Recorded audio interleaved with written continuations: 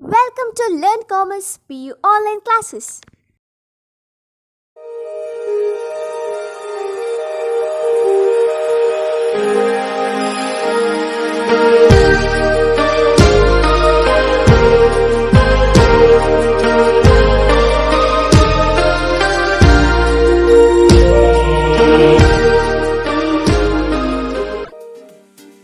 Don't forget to like our video and subscribe our YouTube channel for all the updates. Hello students, welcome to Economics online classes. I am Swarnalata, I teach you Economics. So there are two parts in Economics in first year NCERT class 11. First part 1 is Statistics for Economics, part 2 is Indian Economy. So let us study the Indian economy, first lesson, that is Indian economy on the eve of independence. So Indian economy we are discussing regarding the economic problems, how the Indian economy before the advent of British and after the advent of British. As we all know that August 15th, 1947 our India got independence. So before that our country is dominated by the Britishers. So what are the conditions of British during that period that we are going to study in this first chapter. So let us see what are the main objectives of British to rule in India. So now the main aim of British is to familiar with the Indian states and to make as their colony. Thus before the 1947, before the independence, British came into India and they make all the states as their colony. So the main aim or main intention of British is to rule over India and to control over the Indians and dominate the Indian products and export them to their country as a raw material and to send the finished goods to the India. It means India is just act as a supplier of raw materials to the foreign countries and India should be the market for their finished products. Thus, due to this domination by the British, India became agriculturally backward. It is because of agricultural stagnation. Indian people suffered a lot because it led to the underdevelopment of Indian economy. Indians already they depends upon the handicraft industries. It means they were mainly involved in the weaving, spinning and that handicraft work. So it is because of advent of Britishers. They given importance to only the commercial crops and commercial thinking and they wanted to export our raw materials to the India, from the India to the Britishers. Thus it became the reason for stagnation of Indian economy. Let's see what are the topics to be covered in this chapter. First main point here we are going to cover is low level of economic development under the colonial rule. Here we are going to discuss what are the reasons for the low level of economic development. And second one is agricultural sector, how the agriculture and how it is going to become stagnant during the British rule. Third one is industrial sector, what are the conditions of Indian industries and how it became after the advent of British. Fourth main point we are going to discuss in this chapter is foreign trade. Next is demographic condition. Demographic means here what are the condition of people in India during the British rule or colonial rule. And next one is occupational structure, how the condition of people and their occupation. And last main thing we are going to discuss in this chapter is infrastructure. So ವಿದ್ಯಾರ್ಥಿಗಳೇ ಇಲ್ಲಿ ಯಾವುದೆಲ್ಲ topics ಅನ್ನು ನಾವು cover ಮಾಡ್ತೀವಿ ಅಂತ ಹೇಳಿದ್ರೆ ಯಾವ ರೀತಿ ಭಾರತದ ಆರ್ಥಿಕತೆಯ ಕುಂಠಿತವಾಗಿತ್ತು ಕೊಲೋನಿಯಲ್ ಪೀರಿಯಡ್ ಅಲ್ಲಿ ಅಂದ್ರೆ ಬ್ರಿಟಿಷರ ಆಳ್ವಿಕೆಯ ಸಂದರ್ಭದಲ್ಲಿ ಭಾರತದ ಆರ್ಥಿಕ ಅಭಿವೃದ್ಧಿ ಎನ್ನುವಂಥದ್ದು ತುಂಬಾ ಕೆಳಮಟ್ಟದ್ದಾಗಿತ್ತು. ಅಗ್ರಿಕಲ್ಚರಲ್ ಸೆಕ್ಟರ್ ಅಂದ್ರೆ ಯಾವ ರೀತಿ ಕೃಷಿ ವಲಯ ಇತ್ತು, ಕೃಷಿ ಅಥವಾ ಕೃಷಿಯ ಅಭಿವೃದ್ಧಿ ಹೇಗಿತ್ತು ಅನ್ನೋದನ್ನ ನಾವು ಸ್ಟಡಿ ಮಾಡ್ತೀವಿ. ಮತ್ತೆ ಇಂಡಸ್ಟ್ರಿಯಲ್ ಸೆಕ್ಟರ್ ಅಂದ್ರೆ ಕೈಗಾರಿಕೆ ವಲಯ ಯಾವ ರೀತಿ ಇತ್ತು, ಫಾರಿನ್ ಟ್ರೇಡ್ ಹೇಗಿತ್ತು, ಎಕ್ಸ್ಪೋರ್ಟ್, ನಮ್ಮ ಎಕ್ಸ್ಪೋರ್ಟ್ ಹೇಗಿತ್ತು, ಫಾರಿನ್ ಟ್ರೇಡ್ ಅಂತ ಹೇಳಿದ್ರೆ ವಿದೇಶಿ ವ್ಯಾಪಾರ ಹೇಗಿತ್ತು ಅನ್ನೋದನ್ನ ಡಿಸ್ಕಸ್ ಮಾಡ್ತೇವೆ. ಜೊತೆಗೆ ಯಾವ ರೀತಿ ಜನರು ಹೇಗೆ ಸ್ಪಂದಿಸ್ತಾ ಇದ್ರು ಬ್ರಿಟಿಷರ ಆಳ್ವಿಕೆಗೆ, ಜನರ ಕಂಡೀಷನ್ ಹೇಗಿತ್ತು ಅದರ ಬಗ್ಗೆ ಡಿಸ್ಕಸ್ ಮಾಡಲಿಕ್ಕಿದೆ. Next occupational structure. Occupation is nothing but employment, ಜನರ ಉದ್ಯೋಗ, ಯಾವ ರೀತಿ ಅವರ ಉದ್ಯೋಗ ಇತ್ತು, ಯಾವುದರಲ್ಲಿ ಅವರು ಹೆಚ್ಚು ತೊಡಗಿಕೊಂಡಿದ್ರು, ಕೃಷಿಯಲ್ಲೋ ಕೈಗಾರಿಕೆಯಲ್ಲೋ ಅನ್ನೋದನ್ನ ನಾವು ಸ್ಟಡಿ ಮಾಡಲಿಕ್ಕಿದೆ. ಜೊತೆಗೆ ಇನ್ಫ್ರಾಸ್ಟ್ರಕ್ಚರ್, ಮೂಲಭೂತ ಸೌಕರ್ಯ ಹೇಗಿತ್ತು ಅನ್ನೋದನ್ನ ನಾವು ಈ ಚಾಪ್ಟರ್ ಅಲ್ಲಿ ತಿಳಿದುಕೊಳ್ಳೋಣ. Next, we are going to discuss about the introduction to this chapter, that is Indian economy eve of independence. The primary objective behind this British rule in India was turn India as a supplier of raw material and as a consumer of finished goods. So the prime objective behind the British rule, ಯಾಕೆ ಬ್ರಿಟಿಷರು ಭಾರತಕ್ಕೆ ಬಂದರು ಅಂತ ಹೇಳಿದರೆ, ಅವರ ಮುಖ್ಯ ಉದ್ದೇಶ ನಮ್ಮನ್ನು ಹತೋಟಿಯಲ್ಲಿ ಇಟ್ಕೊಂಡು, ನಿಯಂತ್ರಣದಲ್ಲಿ ಇಟ್ಕೊಂಡು, ಇಂಡಿಯಾವನ್ನು, ಭಾರತವನ್ನು just supplier of raw material, ನಮ್ಮಲ್ಲಿ ಯಾವುದೆಲ್ಲ ಸಂಪದ್ಭರಿತ ರಾಷ್ಟ್ರವಾಗಿತ್ತು, ಬೇಕಾದಂಥ ಕಚ್ಚಾ ವಸ್ತುಗಳೆಲ್ಲ ನಮ್ಮಲ್ಲಿ ಸಿಗ್ತಾ ಇತ್ತು, ವಾಣಿಜ್ಯ ವಸ್ತುಗಳೆಲ್ಲ ಸಿಗ್ತಾ ಇತ್ತು, ಆ ವಸ್ತುಗಳನ್ನು ಅವರು ವಿದೇಶಕ್ಕೆ ರಫ್ತು ಮಾಡುವ ಮೂಲಕ, ಅಲ್ಲಿ ಆ ವಸ್ತುಗಳನ್ನು ಅವರು ಆಮದು ಮಾಡಿಕೊಳ್ಳುವ ಮೂಲಕ, ಅವರ ಫ್ಯಾಕ್ಟ್ರೀಸ್ ಮೂಲಕ ಏನು ಮಾಡ್ತಾ ಇದ್ರು, ವಸ್ತುವನ್ನು ಉತ್ಪಾದನೆ ಮಾಡ್ತಾ ಇದ್ರು. ಆಗ ಫಿನಿಶ್ಡ್ ಗೂಡ್ಸ್ ಆಗ್ತಾ ಇತ್ತು. ಸೊ ಅವರು ಲೋ ಕ್ವಾಲಿಟಿ ಇರುವಂತಹ ವಸ್ತುಗಳನ್ನು ನಮಗೆ ಎಗೇನ್ ರೀಸೆಂಡ್ ಮಾಡ್ತಾ ಇದ್ರು, ಅಂದರೆ ಎಗೇನ್ ಅವರು ಎಕ್ಸ್ಪೋರ್ಟ್ ಮಾಡ್ತಾ ಇದ್ರು. ಅದನ್ನು ನಾವು ಬಳಸಿಕೊಳ್ಳಲೇಬೇಕಾದಂತಹ ಅನಿವಾರ್ಯತೆ ಬ್ರಿಟಿಷರ ಕಾಲದಲ್ಲಿ ಇತ್ತು. ಇದರ ಉದ್ದೇಶ, ಮುಖ್ಯ ಉದ್ದೇಶ ಏನಿತ್ತು ಅನ್ನೋದನ್ನು ನಾವು ನೋಡಿದರೆ, ಇಂಡಿಯಾವನ್ನು ಜಸ್ಟ್ ಡಾಮಿನೇಟ್ ಮಾಡುವಂಥದ್ದು, ನಮ್ಮ ದೇಶವನ್ನು ಡಾಮಿನೇಟ್ ಮಾಡಿಕೊಂಡು ನಮ್ಮ ವಸ್ತುವನ್ನೇ ಬಳಸಿಕೊಂಡು ನಮಗೆ ನಮ್ಮ ಕಚ್ಚಾ ವಸ್ತುಗಳನ್ನೇ ಬಳಸಿಕೊಂಡು ನಮಗೆ ಅತಿ ಕಳಪೆ ಮಟ್ಟದ ವಸ್ತುಗಳನ್ನು ಫಿನಿಶ್ಡ್ ಗೂಡ್ಸ್ ಆಗಿ ಸಪ್ಲೈ ಮಾಡ್ತಾ ಇದ್ರು. ಕೆಳಗಿನ ಪಿಕ್ಚರ್ ಅಲ್ಲಿ ನೀವು ನೋಡ್ಬೋದು ಮಕ್ಕಳೇ, ಇಲ್ಲೇ ಕಾಣ್ತಿರುವಂತಹ ಪಿಕ್ಚರ್ ಅಲ್ಲಿ, ಅಲ್ಲಿ 2 ಬೋಟ್ಗಳನ್ನು ನೀವು ನೋಡ್ತಾ ಇದ್ದೀರಿ. So there are 2 boats, you can see what it indicates means. One is left side, what we are going to see is supplying the Indian raw materials to the British countries.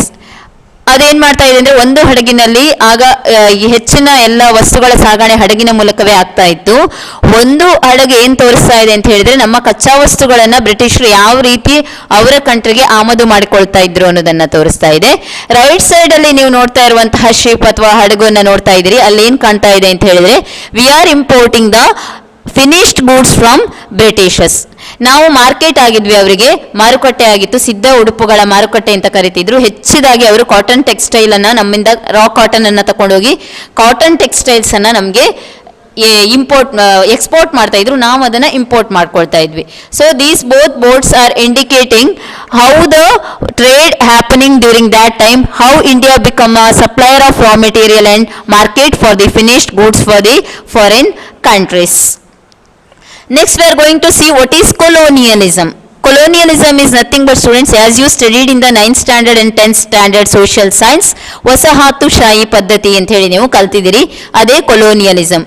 How British made India as their colony, ಯಾವ ರೀತಿ ಬ್ರಿಟಿಷರು ಭಾರತದಲ್ಲಿ ಬಂದು ಇಲ್ಲಿ ನೆಲೆಯೂರಿಕೊಂಡು ನಮ್ಮ ದೇಶದಲ್ಲಿ ಅವರು ಆಡಳಿತಕ್ಕಾಗಿ, ವ್ಯಾಪಾರ ಅನ್ನುವ ಉದ್ದೇಶದಿಂದ ಬಂದಿದ್ದಷ್ಟೇ, ಬಂದ ನಂತರ ಅವರು ಏನು ಮಾಡಿದ್ರು ಅಂತ ಹೇಳಿದ್ರೆ, ನಮ್ಮ ಕಂಟ್ರಿಯನ್ನ ಫುಲ್ ಹತೋಟಿಯಲ್ಲಿ ಇಡ್ಲಿಕ್ಕೆ ನೋಡಿದ್ರು. ಯಾಕಂದ್ರೆ ಇಂಡಿಯಾ ತುಂಬಾ ಸಂಪದ್ಭರಿತ ರಾಷ್ಟ್ರ ಅನ್ನೋದು ಅವರಿಗೆ ಗೊತ್ತಿತ್ತು. So they wanted to control our country and they wanted to exploit our resources.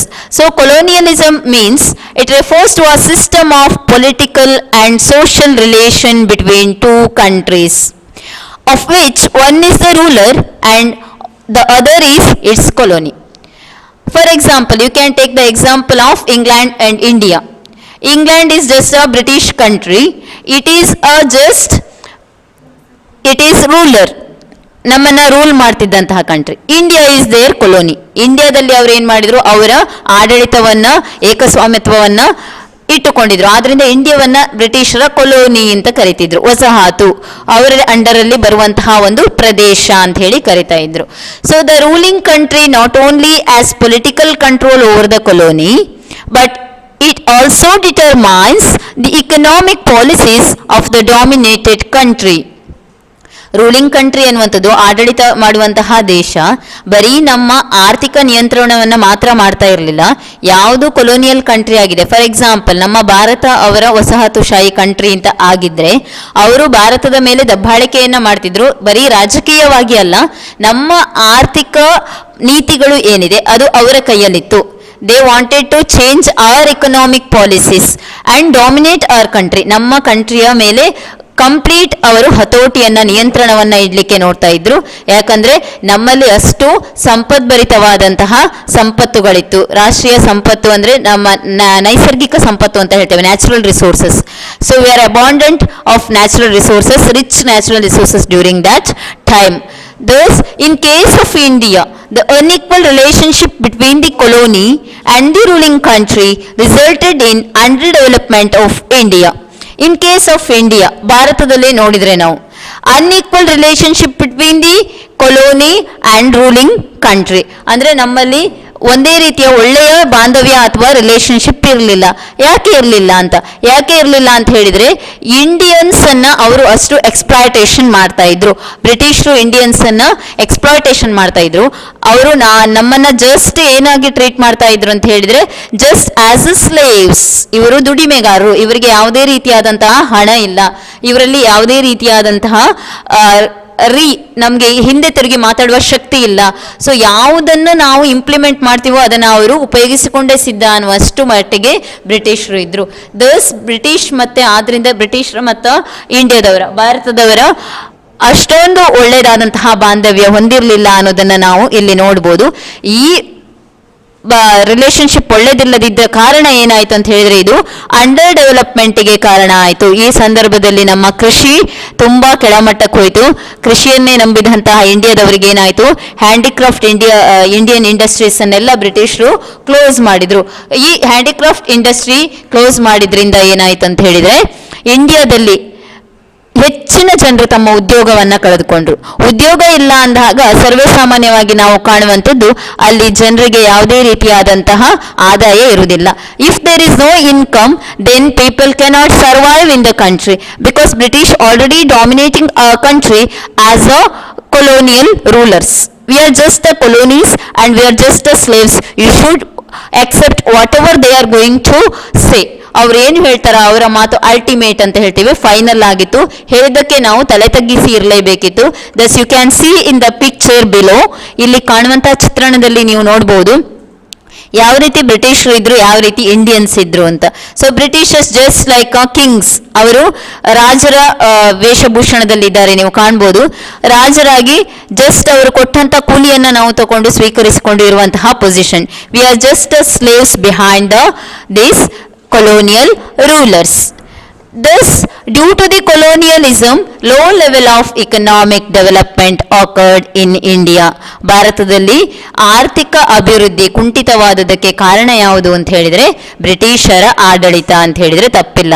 Thus, British rule, before the British rule, what is the condition of India? ನಾವೀಗ ಯಾವುದನ್ನು ನೋಡ್ಬೇಕಂತ ಹೇಳಿದ್ರೆ, ಬ್ರಿಟಿಷರು ಬರುವ ಮೊದಲು ಇಂಡಿಯಾದ ಪರಿಸ್ಥಿತಿ ಹೇಗಿತ್ತು, ನಮ್ಮ ಭಾರತದ ಆರ್ಥಿಕ ಪರಿಸ್ಥಿತಿ ಹೇಗಿತ್ತು ಅಂತ ತಿಳ್ಕೊಳ್ಳೇಬೇಕಾಗಿದೆ. So see here students, low level of economic development, it is because of before the British rule and after the British rule. Let us see what are the before the British rule, how the Indian economy. India was well known for its handicraft industries, as I already said. So India is famous for the handicraft industries. Most of the people, they depends for their livelihood as a handicraft industrial workers. Thus India was well known for its handicraft industries in the field of cotton and silk textile, metal and precious stone works, etc. These products enjoyed a worldwide market based on the reputation of fine quality of material used and the high standard of craftsmanship seen in all imports from India. ಯಾವಾಗದಿಂದ ನಮ್ಮ ಭಾರತದ ಮೇಲೆ ಬ್ರಿಟಿಷರಿಗೆ ಕಣ್ಣಿತ್ತು ಅಂತ ಹೇಳಿದ್ರೆ, ಭಾರತದಲ್ಲಿ ಅತಿ ಸಂಪದ್ಭರಿತವಾದಂತಹ ದೇಶ, ನೈಸರ್ಗಿಕವಾದಂತಹ ಸಂಪನ್ಮೂಲಗಳು ತುಂಬ ಗುಣಮಟ್ಟದ್ದಾಗಿತ್ತು. ಇವರು ಹ್ಯಾಂಡಿಕ್ರಾಫ್ಟ್ ಕೈಮಗ್ಗದಲ್ಲಿ ಮಾಡ್ತಕ್ಕಂಥ ಸ್ಪಿನ್ನಿಂಗ್ ವೀವಿಂಗ್ ಮಾಡ್ತಾ ಇದ್ರು. ಕೈಮಗ್ಗದಲ್ಲಿ ಅವರು ನೇಯುತ್ತಿದ್ದಂತಹ ಯಾವುದೆಲ್ಲ ವಸ್ತುಗಳಿತ್ತು, ಅವರು ಉಪಯೋಗಿಸುವಂತಹ ಹತ್ತಿಯಿಂದ ಇರ್ಬೋದು, ಉಲ್ನಿಂದ ಇರ್ಬೋದು ಮಾಡುವಂತಹ ಬಟ್ಟೆ ಬರೆ ಇತರ ವಸ್ತುಗಳು, ಮೆಟಲ್ ಇರ್ಬೋದು, ಪ್ರೀಶಿಯಸ್ ಸ್ಟೋನ್ಸ್ ಇರ್ಬೋದು, ಯಾವುದರಿಂದ ಮಾಡಿದಂತಹ ಅಲಂಕಾರಿಕ ವಸ್ತುಗಳಿರ್ಬೋದು, ಗುಡಿ ಕೈಗಾರಿಕೆಗಳಿರ್ಬೋದು, ಇದೆಲ್ಲದು ಬೇರೆ ಮಾರುಕಟ್ಟೆಯವರಿಗೆ ಏನಾಯಿತು, ನಮ್ಮ ದೇಶದಲ್ಲಿರುವಂತಹ ಫೈನ್ ಕ್ವಾಲಿಟಿ, ಯಾವುದೇ ರೀತಿಯಾದಂತಹ ಮೋಸ ಮಾಡುವಂತಹ ಗುಣ ಭಾರತೀಯರಿಗೆ ಬ್ರಿಟಿಷ್ ಬರುವ ಮೊದಲು ಗೊತ್ತಿರಲಿಲ್ಲ. ಸೊ ಅವರ ಗೌರವಕ್ಕೆ ಇದು ಸಲ್ಲುವಂಥದ್ದಾಗಿತ್ತು. ಒಳ್ಳೆಯ ವಸ್ತುಗಳನ್ನೇ ಮಾಡಿ ಮಾರ್ತಾ ಇದ್ದಾರೆ ಅಂಥೇಳಿ ಬೇರೆಯವರು ಏನು ಮಾಡ್ತಾ ಇದ್ರು, ಬ್ರಿಟಿಷರು ಭಾರತೀಯ ಕ್ರಾಫ್ಟ್ಮನ್ಶಿಪ್ ಅನ್ನು ಹೊಗಳಿದ್ದೂ ಇದೆ. ಸೊ ಇಂಡಿಯನ್ ಕ್ರಾಫ್ಟ್ಮನ್ಶಿಪ್ ಇದೆ ಎವರ್ ಸೀನ್ ಇನ್ ಇಂಡಿಯಾ ಅಂತ ಒಬ್ರು ಹೇಳ್ತಾರೆ. ಯಾಕೆ ಹೇಳ್ತಾರೆ ಅಂತ ಹೇಳಿದ್ರೆ, ಅಷ್ಟು ನಮ್ಮಲ್ಲಿ ಹೈ ಕ್ವಾಲಿಟಿ ಗೂಡ್ಸ್ ಅನ್ನೇ ನಾವು ಬೇರೆಯವರಿಗೆ ಎಕ್ಸ್ಪೋರ್ಟ್ ಮಾಡ್ತಾ ಇದ್ವಿ ಅಂತ ಹೇಳಿ. So India before the British rule, Indians just depends upon the handicraft industries. So after the British rule, means during the British rule you are going to see. Low level of economic development during the British rule, it is because of the economic policies pursued by colonial government in India were concerned more with the protection and promotion of economic interests of their home country than the wealth development of Indian economy. ಹೆಚ್ಚಾಗಿ ಭಾರತೀಯರು ಇದರಿಂದಲೇ ತುಂಬ ಸಮಸ್ಯೆಯನ್ನು ಅನುಭವಿಸಿರುವಂಥದ್ದು.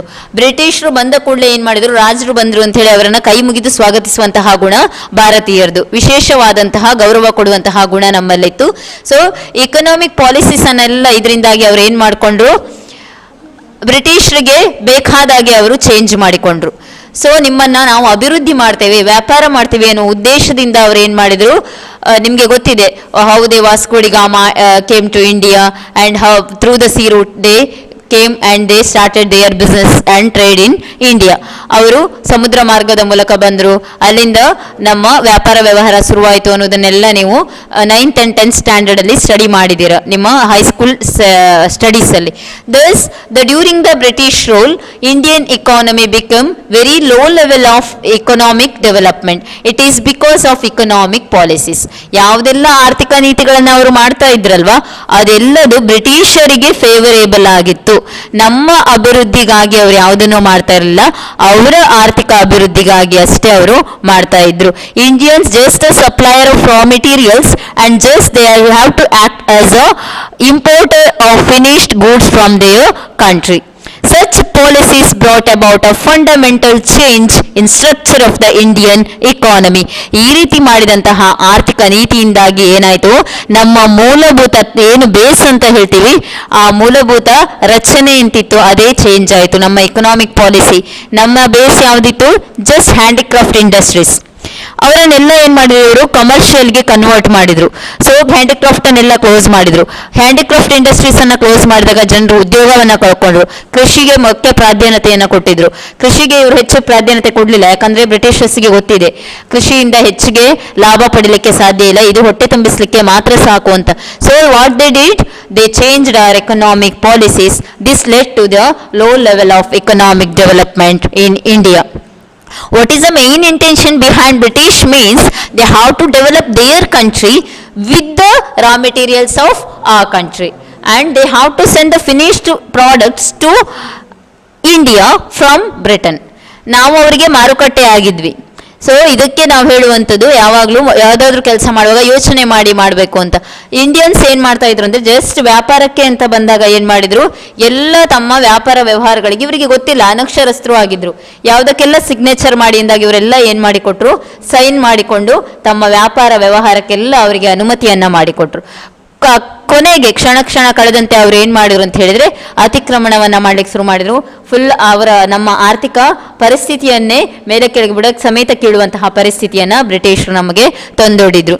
So during the British rule, the country's growth rate during the first half of the 20th century was less than 2%. And growth rate per capita output was only 0.5%. ಈಗ ನೋಡಿ ನಮ್ಮ ಪರಿಸ್ಥಿತಿ ಎಲ್ಲಿವರೆಗೆ ಬಂತು ಅಂತ ಹೇಳಿದ್ರೆ, ನಾವು ನಮ್ಮ ಗೂಡ್ಸನ್ನು ಸಪ್ಲೈ ಮಾಡಲಿಕ್ಕೆ ಬರೀ ಸ್ಲೇವ್ಸ್ ಆಗಿ ವರ್ಕ್ ಮಾಡ್ತಾ ಇದ್ವಿ. ನಾವು ಅವರಿಗೆ ಮಾರುಕಟ್ಟೆ ಆಗಿದ್ವಿ. ನಮ್ಮ ರಾ ಮೆಟೀರಿಯಲ್ಸನ್ನು ಕಚ್ಚಾ ವಸ್ತುವನ್ನು ನಾವು ಸಪ್ಲೈ ಮಾಡಿ ಸಿದ್ಧ ವಸ್ತುಗೆ ನಾವು ಡಬಲ್ ರೇಟ್ ಕೊಟ್ಟು ತಗೊಳ್ಬೇಕಿತ್ತು. ಇಂಥ ಪರಿಸ್ಥಿತಿಯಿಂದಾಗಿ ನಮ್ಮ ಆರ್ಥಿಕ ಮಟ್ಟ ತುಂಬ ಲೋ ಲೆವೆಲ್ಗೆ ಹೋಗಿದೆ ಅಂತ ಹೇಳ್ಬೋದು. So during that period countries growth rate was just less than 2%. And growth rate of output ಅಂದರೆ GDP, ನಮ್ಮ ಗ್ರಾಸ್ ಡೊಮೆಸ್ಟಿಕ್ ಪ್ರಾಡಕ್ಟ್ ಏನಾಯಿತು, ಜಸ್ಟ್ 0.5%. ವೈ?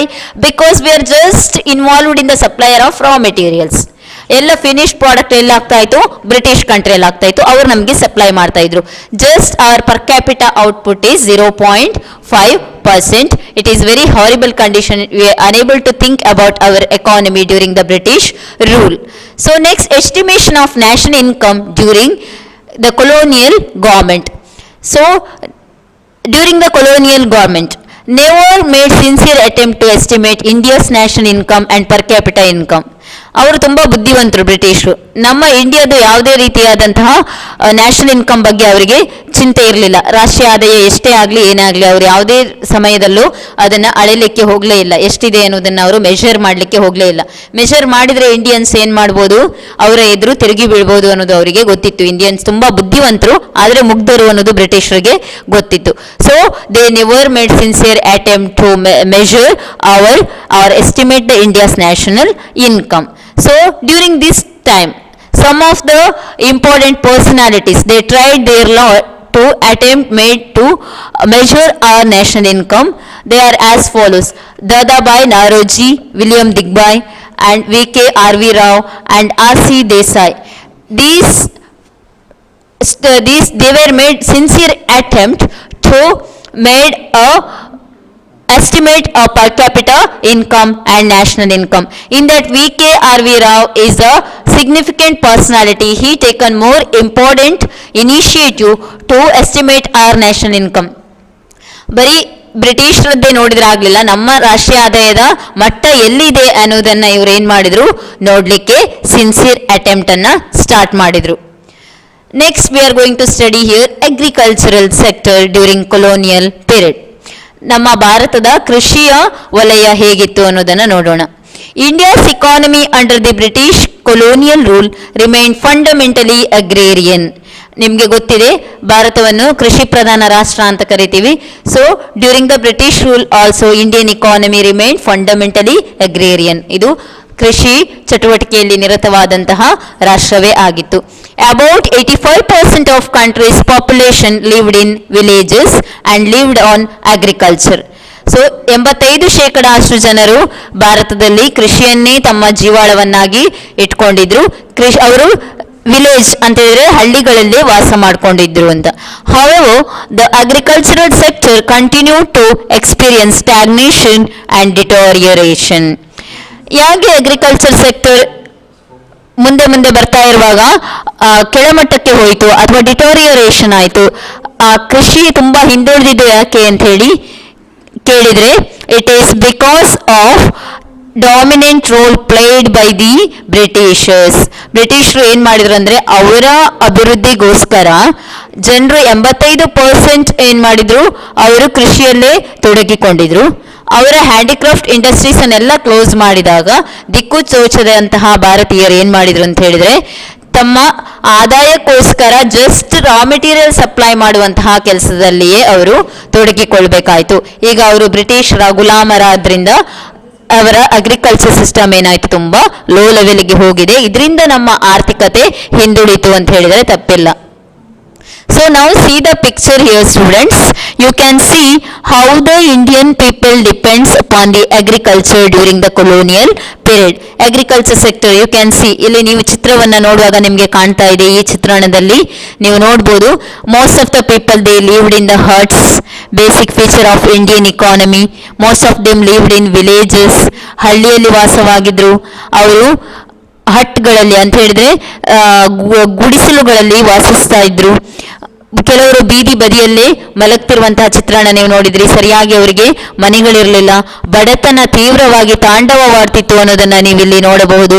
ಆ್ಯಂಡ್ ನೀವು ಆ ಸೈಡಲ್ಲಿ ನೋಡಿದರೆ ಒಂದು ಕಡೆ ಜನರನ್ನ ಆಸ್ಪತ್ರೆಗೆ ಸಾಗಿಸ್ತಿರುವಂತಹ ದೃಶ್ಯ ಕಾಣ್ತಾ ಉಂಟು. ಒಂದು ಲೇಡಿಯನ್ನ left side first figure you can see ಅಲ್ಲಿ ನೀವು ಒಂದು ಲೇಡಿಯನ್ನ ಎತ್ತಿಕೊಂಡು ಹೋಗ್ತಾ ಇದ್ದಾರೆ ದಂಡಿಗೆಯಲ್ಲಿ. ಯಾಕೆ ಹಾಗೆ ಕಟ್ಟಿ ಎತ್ಕೊಂಡು ಹೋಗ್ತಿದ್ರು ಅಂತ ಹೇಳಿದ್ರೆ, ಸರಿಯಾದಂತಹ ಇನ್ಫ್ರಾಸ್ಟ್ರಕ್ಚರ್, ಮೂಲಭೂತ ಸೌಕರ್ಯ ಆ ಟೈಮಲ್ಲಿ ಇರಲಿಲ್ಲ. ಇನ್ನೊಂದು ಕಡೆ ಉಳುವವರನ್ನ ನೋಡ್ಬೋದು, ದನಗಾಯುವವರನ್ನ ನೋಡ್ಬೋದು. ಹೀಗೆ ಬೇರೆ ಬೇರೆ ಆದಂತಹ ಕ್ರಾಫ್ಟ್ಮೆನ್ಶಿಪ್ ಅನ್ನು ನೋಡ್ಬೋದು, ಯಾವ ರೀತಿ ಗುಡಿ ಕೈಗಾರಿಕೆಯಲ್ಲಿ ಅವರು ತೊಡಗಿಕೊಂಡಿದ್ರು, ಸ್ಟೋನ್ ಕಟ್ಟಿಂಗ್ ಆಕ್ಟಿವಿಟೀಸ್ ಅಲ್ಲಿ ಅವರು ತೊಡಗಿಕೊಂಡಿದ್ರು. ಇದನ್ನೆಲ್ಲ ಚಿತ್ರಣದಲ್ಲಿ ನೀವು ನೋಡುವಾಗ ನಿಮಗೆ ಈಗ ಸಾಮಾನ್ಯ ಮೇಲ್ನೋಟಕ್ಕೆ ಚಿತ್ರಣ ಕಾಣ್ತಾ ಉಂಟು, ಯಾವ ರೀತಿ ಬ್ರಿಟಿಷರು ಇಂಡಿಯನ್ಸ್ ಅನ್ನ ಕೃಷಿ ಚಟುವಟಿಕೆಗಳಲ್ಲಿ ತೊಡಗಿಸಿ ಡಾಮಿನೇಟ್ ಮಾಡ್ತಾ ಇದ್ರು ಅಂತ. ಅಂದ್ರೆ ಬರೀ ಅತಿ ಬಡವರಾಗಿದ್ರು ಇಂಡಿಯನ್ಸ್, ಅವರಿಗೆ ಯಾವುದೇ ರೀತಿ ಥಿಂಕಿಂಗ್ ಮಾಡುವಂತಹಕ್ಕೆ ಅವಕಾಶವನ್ನ ಬ್ರಿಟಿಷರು ಕೊಡ್ತಾ ಇರಲಿಲ್ಲ, ಡಾಮಿನೇಟ್ ಮಾಡ್ತಿದ್ರು ಅನ್ನೋದು ಈ ಚಿತ್ರಣದಲ್ಲಿ ನೀವು ನೋಡಬಹುದು.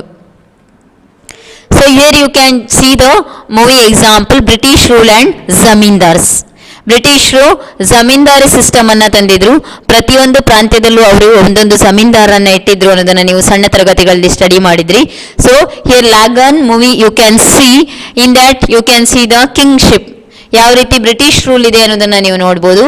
ಈಚೆ ರೈಟ್ ಸೈಡ್ ಅಲ್ಲಿ ನೀವು ನೋಡಿದ್ರೆ ಜಮೀನ್ದಾರ್ಸ್ ಯಾವ ರೀತಿ ಅವರ ಜಮೀನ್ದಾರ ಸಿಸ್ಟಮ್ ಇತ್ತು ಅನ್ನೋದನ್ನು ನೀವು ನೋಡ್ಬೋದು. So reasons for stagnation, it's very important. Agricultural stagnation happen during the agricultural British rule. ತುಂಬಾ ನಮ್ಮ ಆರ್ಥಿಕಾವಸ್ಥೆ ಅನ್ನುವಂಥದ್ದು ಕೆಳಮಟ್ಟಕ್ಕೆ ಹೋಗಿತ್ತು. ಯಾವುದೆಲ್ಲ ಕಾರಣ ಇರ್ಬೋದು ಅಂತ ಹೇಳಿ. First one is land settlement system. In the zamindari system which was introduced by the colonial government, the profits occurring out of the agricultural sector went to the zamindars instead of the cultivators. ಇಲ್ಲಿ ಏನಾಗ್ತಾ ಇತ್ತು ಅಂತ ಹೇಳಿದ್ರೆ, land settlement system ಅಂತ ಹೇಳ್ತೇವೆ ನಾವು. ಯಾವ ರೀತಿ ಅವರು ಭೂ ಸೆಟಲ್ಮೆಂಟ್ ಮಾಡ್ತಾ ಇದ್ರು ಅಂತ ಹೇಳಿದ್ರೆ, ಜಮೀನ್ದಾರ್ಸ್ ಮೇಯ್ನ್ ಆಗಿ ಏನ್ ಮಾಡ್ತಾ ಇದ್ರು, ಕೊಲೋನಿಯಲ್ ಗವರ್ಮೆಂಟ್ ಅಲ್ಲಿ ಜನರನ್ನ ಹತೋಟಿಯಲ್ಲಿ ಇಟ್ಕೊಂಡಿದ್ರು. ಕೃಷಿಕರೆಲ್ಲ ಏನಾಗಿದ್ರು, ಅವರ ಅಂಡರ್ ಅಲ್ಲಿ ಇದ್ರು. ರೈತರೆಲ್ಲರೂ ಜಮೀನ್ದಾರ ಅಂಡರ್ ಅಲ್ಲಿ ಕೆಲಸ ಮಾಡಬೇಕಿತ್ತು, ಜಸ್ಟ್ ಕೂಲಿ ಮಾಡುವವರಾಗಿ. ಯಾವುದೆಲ್ಲ ಪ್ರಾಫಿಟ್ಸ್ ಬರ್ತದೆ ಆ ಪ್ರಾಫಿಟ್ ಅನ್ನ ಅವ್ರು ಯಾರಿಗೆ ಕೊಡಬೇಕಿತ್ತು, ರೆವೆನ್ಯೂ ರೂಪದಲ್ಲಿ ಬ್ರಿಟಿಷ್ ಗವರ್ಮೆಂಟ್ಗೆ ಕೊಡಬೇಕಿತ್ತು. ಸೊ ಅಲ್ಲಿ ಯಾವುದೇ ರೀತಿಯ ಪ್ರಾಫಿಟ್ ನಮ್ಮ ಕಲ್ಟಿವೇಟರ್ಸ್ಗೆ, ವ್ಯವಸಾಯ ಮಾಡುವವರಿಗೆ ಸಿಗ್ತಾ ಇರಲಿಲ್ಲ. So this was the main reason for the agricultural stagnation or backwardness. The main interest of the zamindars was only to collect the rent. ಜಮೀನ್ದಾರಿಗೆ ಏನ್ ಬೇಕಿತ್ತು, ರೆಂಟ್ ಮಾತ್ರ ಬೇಕಿತ್ತು. ಅವ್ರಿಗೆ ಯಾವುದೇ ರೀತಿಯ ನಮ್ಮ ಭಾರತೀಯರ ಮೇಲೆ ಒಂದು ವಿಶ್ವಾಸ ಆಗಲಿ, ಅವರು ಯಾವ ರೀತಿ ಬದುಕ್ತಾರೆ ಅನ್ನುವ ಚಿಂತೆ ಆಗಲಿ ಇರಲಿಲ್ಲ. ಕಲ್ಟಿವೇಟರ್ಸ್ ಅನ್ನ ಅವರು ಅಷ್ಟು ಕೀಳಾಗಿ ನೋಡ್ಕೊಳ್ತಾ ಇದ್ರು. The main interest of the zamindars was only to collect rent regardless of the economic condition. ಅವರಲ್ಲಿ ಹಣ ಇದೆಯೋ ಇಲ್ಲೋ ಅನ್ನೋದು ಸೆಕೆಂಡರಿ. ಫಸ್ಟ್ ಅವರಿಗೆ ಏನು ಬೇಕಿತ್ತು, ಭೂಮಿಯನ್ನು ಉಪಯೋಗಿಸಿದ್ದಕ್ಕೆ ರೆಂಟ್ ಅನ್ನು ಅವರು ಕಲೆಕ್ಟ್ ಮಾಡ್ತಾ ಇದ್ರು, ಗೇಣಿ ಅಂತ ಹೇಳ್ತೇವೆ ಕನ್ನಡದಲ್ಲಿ. Next, commercialization of agriculture. Agriculture became more commercialized during the rule of British. So low level of technology due to lack of knowledge means and incentives for modernization. Lack of irrigation facilities and negligible use of fertilizers all are resulted in the stagnation of agricultural system during the British rule. Next is commercialization of agriculture. ಕೃಷಿಯನ್ನು ಅವರು ವಾಣಿಜ್ಯಕ್ಕಾಗಿ ಉಪಯೋಗಿಸಿಕೊಂಡ್ರು. Commercialisation ಅಂದ್ರೆ ವ್ಯಾಪಾರೀಕರಣ ಅಂತ ಹೇಳಿ ನಾವು ಹೇಳ್ತೇವೆ. ಯಾಕೆ ಕೃಷಿಯನ್ನು ವ್ಯಾಪಾರೀಕರಣಕ್ಕಾಗಿ ಉಪಯೋಗಿಸಿಕೊಂಡಿದ್ದಾರೆ ಅಂತ ಹೇಳಿದ್ರೆ, the British industries were always in the need of raw materials like cotton, indigo, jute, groundnut, sugarcane, etc. to keep their factories running. By offering high prices, the Indian peasants were attracted to production of commercial crops instead of food crops. ಈ ಮೊದಲು ಏನ್ ಮಾಡ್ತಾ ಇದ್ರು ಅಂತ ಹೇಳಿದ್ರೆ, ಭಾರತೀಯರು ಬರೀ ಅವರು ಆಹಾರ ಬೆಳೆಗಳನ್ನ ಮಾತ್ರ ಉತ್ಪಾದನೆ ಮಾಡ್ತಾ ಇದ್ರು. ಆದ್ರೆ ಬ್ರಿಟಿಷರಿಗೆ ಗೊತ್ತಾಯ್ತು, ಆಹಾರ ಬೆಳೆಗಳನ್ನ ಮಾತ್ರ ಬೆಳೆದ್ರೆ ನಮ್ಗೆ ಯಾವುದೇ ರೀತಿಯಾದಂತಹ ಇದರಿಂದ ಲಾಭ ಸಿಗುದಿಲ್ಲ ಅಂತ ಏನ್ ಮಾಡಿದ್ರು ಅವರು, with the intention of getting the more and more profit, they offered high prices for the Indian commercial crops. ಆಹಾರ ಬೆಳೆಗಳ ಬೆಲೆಯನ್ನು ಕಡಿಮೆ ಮಾಡಿ ನಮ್ಮ ವಾಣಿಜ್ಯ ಬೆಳೆಗಳಿಗೆ ಬೆಳೆಯನ್ನು ಜಾಸ್ತಿ ಮಾಡ್ತಾ ಹೋದರು. ಕಾಟನ್, ಹತ್ತಿಗೆ ಇರ್ಬೋದು, ಇಂಡಿಗೋ, ಬಣ್ಣ ಕಲರ್ ಕೊಡುವಂಥದ್ದು, ಜೂಟ್, ಸೆಣಬು ಅಂತ ಹೇಳ್ತೇವೆ, ಗ್ರೌಂಡ್ ನಟ್, ಶುಗರ್ ಕೇನ್, ಇದಕ್ಕೆಲ್ಲ ಪ್ರೈಸನ್ನು ಏನು ಮಾಡಿದ್ರು, ಜಾಸ್ತಿ ಮಾಡಿದ್ರು. ಇದರಿಂದ ಅವರು ನಮ್ಮ ಇಂಡಿಯನ್ ಪೀಪಲ್ಗೆ ಏನು ಮಾಡಿದ್ರು, ಜನರನ್ನು ಅಟ್ರಾಕ್ಟ್ ಮಾಡಿದ್ರು. ಸೊ ಜಾಸ್ತಿ ಎಲ್ಲಿ ಪ್ರೈಸ್ ಸಿಗ್ತದೆ, ಹಣ ಸಿಗ್ತದೋ ಆ ಬೆಲೆ ಸಿಗುವಾಗ ಏನು ಮಾಡ್ತಾರೆ, ಜನ ಬೆಳೆಯನ್ನು ಬೆಳೆದೇ ಬೆರೀತಾರೆ. ಸೊ ಅವ್ರು ಏನು ಮಾಡಿದ್ರು, ಕಮರ್ಷಿಯಲ್ ಕ್ರಾಪ್ಸ್ ಬೆಳಿಲಿಕ್ಕೆ ಹೆಚ್ಚಿನ ಒತ್ತನ್ನು ನೀಡಿದ್ರು ಅಂತೇಳಿ ನಾವು ನೋಡ್ಬೋದು. The extent of commercial agriculture went so far as to make many peasants purchase their food requirements from shops in towns. The fall in production of food crops was responsible for frequent famines in India during the British days. So fall in the food production, ಯಾವಾಗ ಆಹಾರ ಉತ್ಪಾದಕ ಬೆಳೆಗಳು ಕಡಿಮೆ ಆಗ್ತದೋ ಆಗ automatically ಅಲ್ಲಿ ಏನಾಗ್ತದೆ ಅಂತ ಹೇಳಿದ್ರೆ ಬರಗಾಲ ಅನ್ನುವಂಥದ್ದು ಸಾಮಾನ್ಯ. ಫೆಮಿನ್ ಅಂದರೆ ಬರಗಾಲ, ಫ್ರೀಕ್ವೆಂಟ್ ಫೆಮಿನ್ ನಾವು ಕಾಣ್ಬೋದು. ಇವ್ರೇನು ಮಾಡಿದ್ರು, ವಾಣಿಜ್ಯ ಬೆಳೆಯನ್ನು ಬೆಳೆಸ್ಕೊಳ್ತಾ ಇದ್ರು. ಆದರೆ ಇಂಡಿಯನ್ಸ್ ಯಾವ ರೀತಿ ಅವರ ಆಹಾರ ಪದ್ಧತಿಗೆ ಒಗ್ಗಿಕೊಂಡಿದ್ದಾರೆ, ಅವರ ಆಹಾರ ಪದ್ಧತಿ ಏನಾಗ್ಬೋದು ಅನ್ನೋದನ್ನು ಅವರು ಯೋಚನೆ ಮಾಡಲಿಲ್ಲ. ಇದರಿಂದ ಆರೋಗ್ಯದಲ್ಲೂ ವ್ಯತ್ಯಯ ಉಂಟಾಯಿತು, ಬೆಳೆಯಲ್ಲೂ ವ್ಯತ್ಯಯ ಉಂಟಾಯಿತು. ಸೊ ಬರಗಾಲ ಅನ್ನುವಂಥದ್ದು ತಾಂಡವಾಡ್ತಾ ಇತ್ತು. Thus growing of cash crops instead of food crops is called commercialization of agriculture. ಕೃಷಿಯ ವ್ಯಾಪಾರೀಕರಣ ಅಂದರೆ ಏನಂದರೆ ಮಕ್ಕಳೇ, ಯಾವಾಗ ನಾವು ಬೆಳೀತಿದ್ದಂತಹ ಕೃಷಿ ಬೆಳೆಯನ್ನು ಕೃಷಿಯೇತರ ಅಥವಾ ವಾಣಿಜ್ಯ ಬೆಳೆಗಳನ್ನಾಗಿ ಪರಿವರ್ತಿಸಿದ್ರು ಅದನ್ನೇ ನಾವೇನಂತ ಕರಿತೇವೆ, ಕಮರ್ಷಿಯಲೈಸೇಷನ್ ಆಫ್ ಅಗ್ರಿಕಲ್ಚರ್ ಅಥವಾ ಕೃಷಿಯ ವ್ಯಾಪಾರೀಕರಣ ಅಂತ ಹೇಳಿ ಕರಿತೇವೆ. ಇದರಿಂದಾಗಿ low level of economic development ಆಯಿತು ಅಂತ ಹೇಳಿ ಹೇಳ್ಬಹುದು. ನೆಕ್ಸ್ಟ್ ಇಂಡಸ್ಟ್ರಿಯಲ್ ಸೆಕ್ಟರ್, ಯಾವ ರೀತಿ ಕೈಗಾರಿಕಾ ವಲಯ ನಮ್ಮಲ್ಲೇ ಇತ್ತು ಅಂತ. India could not develop a sound industrial base under the colonial rule. Even the country's world famous handicraft industries were declined. ಯಾಕೆ ಇಲ್ಲಿ ನಮ್ಮ ಕೈಗಾರಿಕಾ ವಲಯ ಅತ್ಯುತ್ತಮ ಅಭಿವೃದ್ಧಿಯನ್ನು ಕಾಣಲಿಲ್ಲ ಬ್ರಿಟಿಷರ ರೂಲಲ್ಲಿ ಅಂತ ಹೇಳಿದರೆ, ಬ್ರಿಟಿಷರ ಮುಖ್ಯ ಉದ್ದೇಶ ಏನಾಗಿತ್ತು, ಇಂಡಿಯನ್ ಹ್ಯಾಂಡಿಕ್ರಾಫ್ಟ್ ಇಂಡಸ್ಟ್ರೀಸ್, ಕೈಮಗ್ಗದ ಇಂಡಸ್ಟ್ರೀಸ್ ಅನ್ನೆಲ್ಲ ಅವರು ಕ್ಲೋಸ್ ಮಾಡಿದ್ರು. ಎಲ್ಲಾದರೂ ಕೈಮಗ್ಗದಲ್ಲೇ ಇವರು ಮುಂದುವರೆದ್ರೆ ನಮಗೆ ಬಗ್ಗುದಿಲ್ಲ ಅಂತ ಅವರಿಗೆ ಗೊತ್ತಾಯಿತು. ಅವರ ಹತೋಟಿಯಲ್ಲಿ ಇಂಡಿಯನ್ಸನ್ನು ಇಡ್ಲಿಕ್ಕೋಸ್ಕರ, ಡಾಮಿನೇಟ್ ಮಾಡಲಿಕ್ಕೋಸ್ಕರ, ನಮ್ಮ ಸಂಪತ್ತನ್ನು ಕೊಳ್ಳೆ ಹೊಡಿಲಿಕ್ಕೋಸ್ಕರ ಅವ್ರು ಏನು ಮಾಡಿದ್ರು, ಇಂಡಿಯನ್ ಹ್ಯಾಂಡಿಕ್ರಾಫ್ಟ್, ನಮ್ಮ ಕೈಮಗ್ಗದ ಇಂಡಸ್ಟ್ರೀಸ್, ಗುಡಿ ಕೈಗಾರಿಕೆಗಳನ್ನೆಲ್ಲ ಏನು ಮಾಡಿದ್ರು, ಅವರು ಕ್ಲೋಸ್ ಮಾಡಿದ್ರು, ಫ್ಯಾಕ್ಟ್ರೀಸ್ ಅನ್ನೆಲ್ಲ ಕ್ಲೋಸ್ ಮಾಡಿದ್ರು. ಈಗ ಇಂಡಿಯನ್ಸ್ ಏನ್ ಮಾಡಬೇಕಾಯ್ತು, ಜಸ್ಟ್ ಮಾಡರ್ನ್ ಅವರ ಇಂಡಸ್ಟ್ರಿಗೆ ಏನ್ ಮಾಡಬೇಕಾಗ್ತದೆ, ಜಸ್ಟ್ ರಾ ಮೆಟೀರಿಯಲ್ ಪ್ರಾಸೆಸಿಂಗ್ ಅನ್ನ ಮಾಡಲೇಬೇಕಾಯ್ತು ಅಂತ ಅನಿವಾರ್ಯತೆ ಬಂತು. No commercial modern industrial base was allowed to come up. This sector needed modernization, diversification and increased investment. Handicraft ಅನ್ನೇ ಮುಂದುವರಿಸಿಕೊಂಡು ಹೋದರೆ ಅದಕ್ಕೆ ತುಂಬ ಆಧುನೀಕರಣ ಮಾಡಲಿಕ್ಕಾಗೋದಿಲ್ಲ, ವೈವಿಧ್ಯತೆಯನ್ನು ಕಂಡುಕೊಳ್ಳಿಕ್ಕಾಗೋದಿಲ್ಲ, ಮತ್ತು ಅದಕ್ಕೆ ಹೈ ಲೆವೆಲ್ ಆದಂತಹ ಬಂಡವಾಳ ಬೇಕು, ಇನ್ವೆಸ್ಟ್ಮೆಂಟ್ ಬೇಕು ಅನ್ನೋದು ಗೊತ್ತಾದ್ರಿಂದ ಏನು ಮಾಡಿದ್ರು, ಇಂಡಸ್ಟ್ರಿಯಲ್ ಸೆಕ್ಟರನ್ನು ಯಾವುದೇ ರೀತಿ ಅಭಿವೃದ್ಧಿಯನ್ನು ಮಾಡಲಿಲ್ಲ. ಇಂಡಿಯನ್ ಇಂಡಸ್ಟ್ರೀಸನ್ನು ಅಭಿವೃದ್ಧಿ ಮಾಡಲಿಲ್ಲ, ಅವರ ಇಂಡಸ್ಟ್ರೀಸನ್ನು ಅವರ ದೇಶದಲ್ಲಿ ಮಾತ್ರ ಅಭಿವೃದ್ಧಿ ಮಾಡಿದ್ರು. ಇಂಡಿಯಾವನ್ನು ಜಸ್ಟ್ ರಾ ಮೆಟೀರಿಯಲ್ ಸಪ್ಲೈ ಮಾಡಲಿಕ್ಕೆ ಯಾವ ಮೆಷಿನರೀಸ್ ಬೇಕು ಅಷ್ಟು ಮೆಷಿನರಿಯನ್ನು ಮಾತ್ರ ಅವರು ಸೆಟಪ್ ಮಾಡಿದ್ರು ಅಂತ. So you can see the industrial sector during the colonial rule in India. ಇದು ಜಸ್ಟ್ ಏನಾಗಿತ್ತು ಅಂತ ಹೇಳಿದ್ರೆ, first left side you can see the ನಮ್ಮ ವೀವಿಂಗ್ ಮೆಷಿನ್ಸ್ ಎಲ್ಲ ಕಾಣ್ತಾ ಇದೆ, ಅಲ್ಲಿ ನೋಡ್ಬೋದು. ಹತ್ತಿಯನ್ನ ಯಾವ ರೀತಿ ಅವರು ಬೀಜವನ್ನ ತೆಗೆದು ಪ್ರೋಸೆಸಿಂಗ್ ಆಗಿ ರಾ ಮೆಟೀರಿಯಲ್ನ, ಕಚ್ಚಾ ವಸ್ತುವನ್ನು ಹೇಗೆ ಸಿದ್ಧಪಡಿಸಿದ್ರು, ಕಚ್ಚಾ ವಸ್ತು ಸಿದ್ಧಪಡಿಸುವ ಕೈಗಾರಿಕೆಯನ್ನು ಮಾತ್ರ ಇಂಡಿಯಾದಲ್ಲಿ ಅವರು ಸೆಟಪ್ ಮಾಡಿದ್ರು. ಕಚ್ಚಾ ವಸ್ತು ಕಬ್ಬಿನಿಂದ ಶುಗರ್ ತೆಗಿಲಿಕ್ಕೆ ಕಬ್ಬನ್ನು ಜಸ್ಟ್ ಏನು ಮಾಡ್ತಿದ್ರು, ಬೇರ್ಪಡಿಸೋದು ಮಾತ್ರ ಇಂಡಿಯಾದಲ್ಲಿ, ಮತ್ತೆ ಅದನ್ನು ಶಿಪ್ ಮೂಲಕ ಸಪ್ಲೈ ಮಾಡಿ ಅವರ ಕಂಟ್ರಿಯಲ್ಲಿ ಅವರು ಫಿನಿಶ್ಡ್ ಗೂಡ್ಸನ್ನು ಶುಗರ್ ಜಾಗರಿಯಾಗಿ ಕನ್ವರ್ಟ್ ಮಾಡ್ತಾ ಇದ್ರು ಅನ್ನೋದನ್ನು ನೀವು ಫಸ್ಟ್ ಫಿಗರಲ್ಲಿ ನೋಡ್ಬೋದು. ಇನ್ನು ಉಳಿದ ಫಿಗರ್ನ ನೀವು ನೋಡುವಾಗ ಇಂಡಿಯನ್ ಇಂಡಸ್ಟ್ರೀಸ್ ಹೇಗಿತ್ತು, ಇಂಡಸ್ಟ್ರಿಯಲ್ ಸೆಕ್ಟರ್ ಅಂತ ನೋಡ್ಬೋದು. Just base machines you can see, raw material supply ಮಾಡುವಂತಹ ಜಸ್ಟ್ ರಾ ಮೆಟೀರಿಯಲನ್ನೇ ಯಾವ ರೀತಿ ಪ್ರಾಸೆಸ್ ಮಾಡಬೇಕು ಅನ್ನಲಿಕ್ಕೋಸ್ಕರ ಅಷ್ಟು ಮಾತ್ರ ಇಂಡಸ್ಟ್ರಿಯಲ್ ಸೆಟಪ್ ಅನ್ನು ಇಂಡಿಯಾದಲ್ಲಿ ಅವರು ಮಾಡಿದ್ರು. So large the smoke coming out of the production you can see here, air pollution, it caused air pollution. ಇದರಿಂದ ಕೈಗಾರಿಕೆಯಲ್ಲಿ ಅವರು ಏನು ಮಾಡಿದ್ರು, ಯಾವುದರಿಂದ ದುಷ್ಪರಿಣಾಮಗಳುಂಟು ಅದನ್ನು ಭಾರತದಲ್ಲೇ ಮಾಡ್ತಾ ಇದ್ರು, ಯಾವುದರಿಂದ ಯಾವುದೇ ರೀತಿಯಾದಂತಹ ಇಂಪ್ಯಾಕ್ಟ್ ಆಗುವುದಿಲ್ಲ ಅವರ ಪರಿಸರಕ್ಕೆ ಅದನ್ನು ಅವರ ದೇಶದಲ್ಲಿ ಕೊಂಡೋಗಿ ಅವ್ರು ಏನು ಮಾಡ್ತಾ ಇದ್ರು, ಫಿನಿಶ್ ಫಿನಿಶ್ಡ್ ಪ್ರಾಡಕ್ಟ್ ಆಗಿ ಮಾಡ್ತಾ ಇದ್ರು. ಇಲ್ಲಿ ಲಾಟ್ ಸ್ಮೋಕ್ ನೀವು ಕಾಣ್ತಾ ಇದ್ದೀರಿ, ಹೊಗೆ ಪೈಪ್ನಿಂದ ಹೊರಗೆ ಬರ್ತಾ ಇರುವಂಥದ್ದು ಕೈಗಾರಿಕೆಯಲ್ಲಿ ಕಾಣ್ತಾ ಉಂಟು. ಇದರಿಂದ ನಮ್ಮ ಇಕಾನಮಿಯಲ್ಲಿ ಏನಾಯಿತು, ತುಂಬ ಜನರು ಅಸ್ವಸ್ಥರಾದದ್ದು ಇದೆ, ಎಷ್ಟೋ ಜನ ಕೂಲಿ ಕಾರ್ಮಿಕರು ಅದರಿಂದ ಸತ್ತದ್ದು ಇದೆ. ಇದರಿಂದ ಏರ್ ಪೊಲ್ಯೂಷನ್ ಆಗಿ ನಮ್ಮಲ್ಲಿ ಬೆಳೀತಾ ಇದ್ದಂತಹ ಕೃಷಿ ಚಟುವಟಿಕೆಗಳು ಸ್ತಬ್ಧವಾದಂಥದ್ದನ್ನು ನೀವು ಇಲ್ಲಿ ಕಾಣಬಹುದು. The primary motive behind this policy of deindustrialization was to reduce India to the status of mere exporter of important raw materials for the upcoming modern industries in Britain. ಇಲ್ಲಿ ನಮ್ಮ ಉದ್ದೇಶ ಇಷ್ಟೇ ಆಗಿತ್ತು.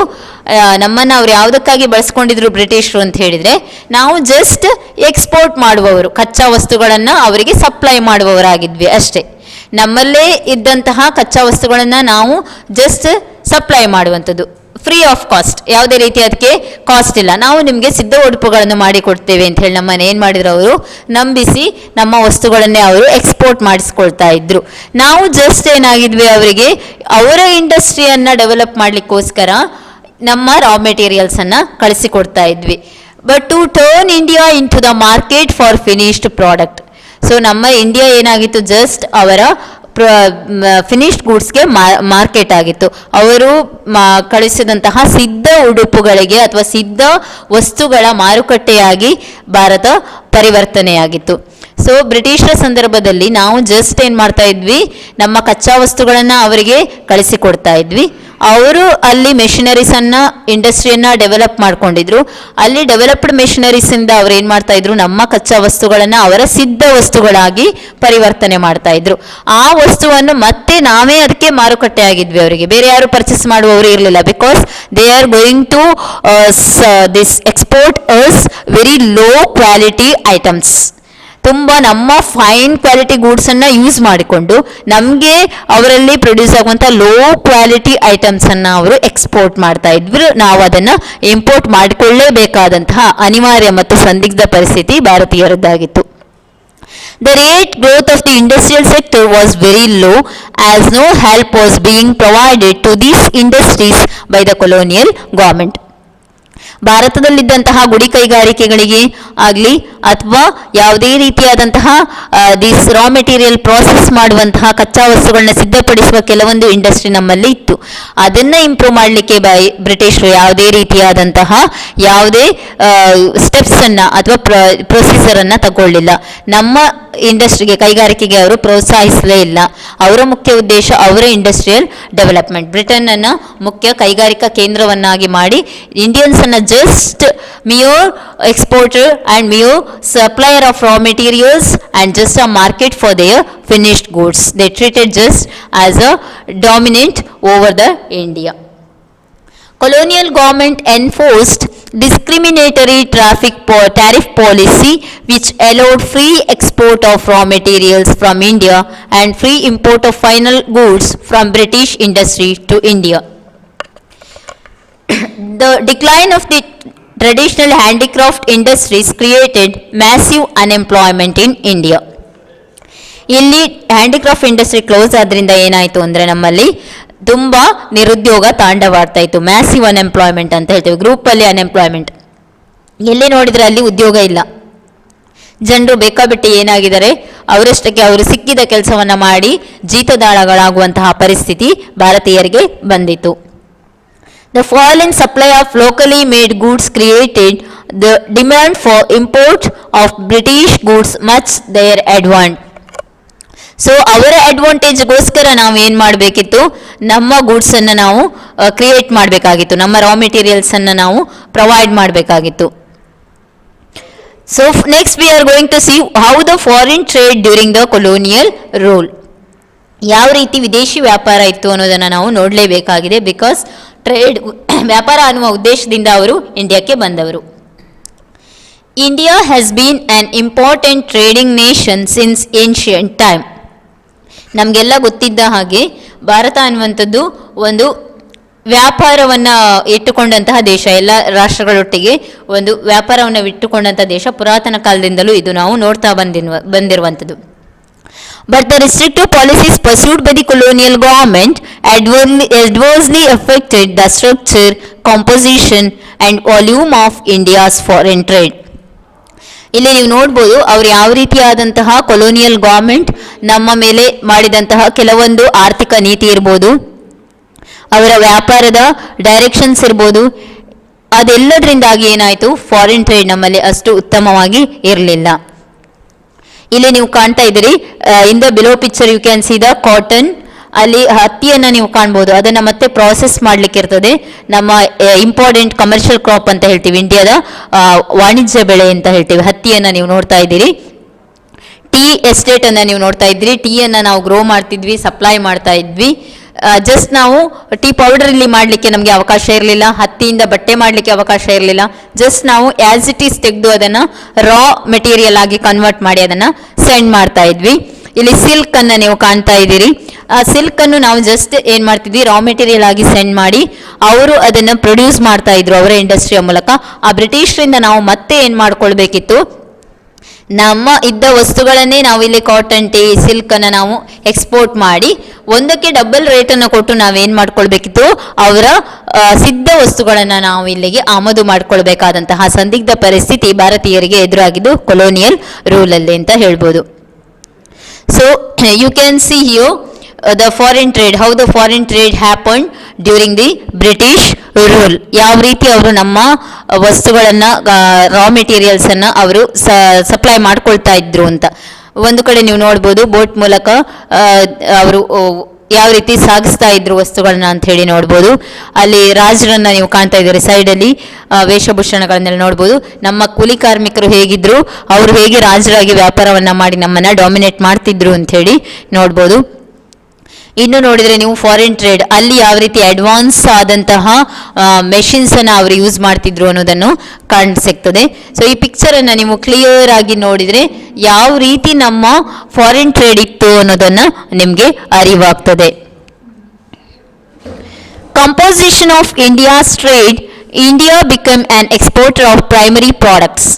ನಾವು ಜಸ್ಟ್ ಏನ್ ಮಾಡ್ತಾ ಇದ್ರು, ಫಾರಿನ್ ಟ್ರೇಡ್ ಅಲ್ಲಿ ನಾವು ಪ್ರಾಥಮಿಕ ಉತ್ಪನ್ನಗಳನ್ನು ಮಾತ್ರ ಸಪ್ಲೈ ಮಾಡ್ತಾ ಇದ್ವಿ. ಯಾವುದೆಲ್ಲ ಪ್ರಾಥಮಿಕ ಉತ್ಪನ್ನಗಳು ಅಂತ ಹೇಳಿದ್ರೆ, raw silk, cotton, wool, sugar, IndiGo, jute etcetera.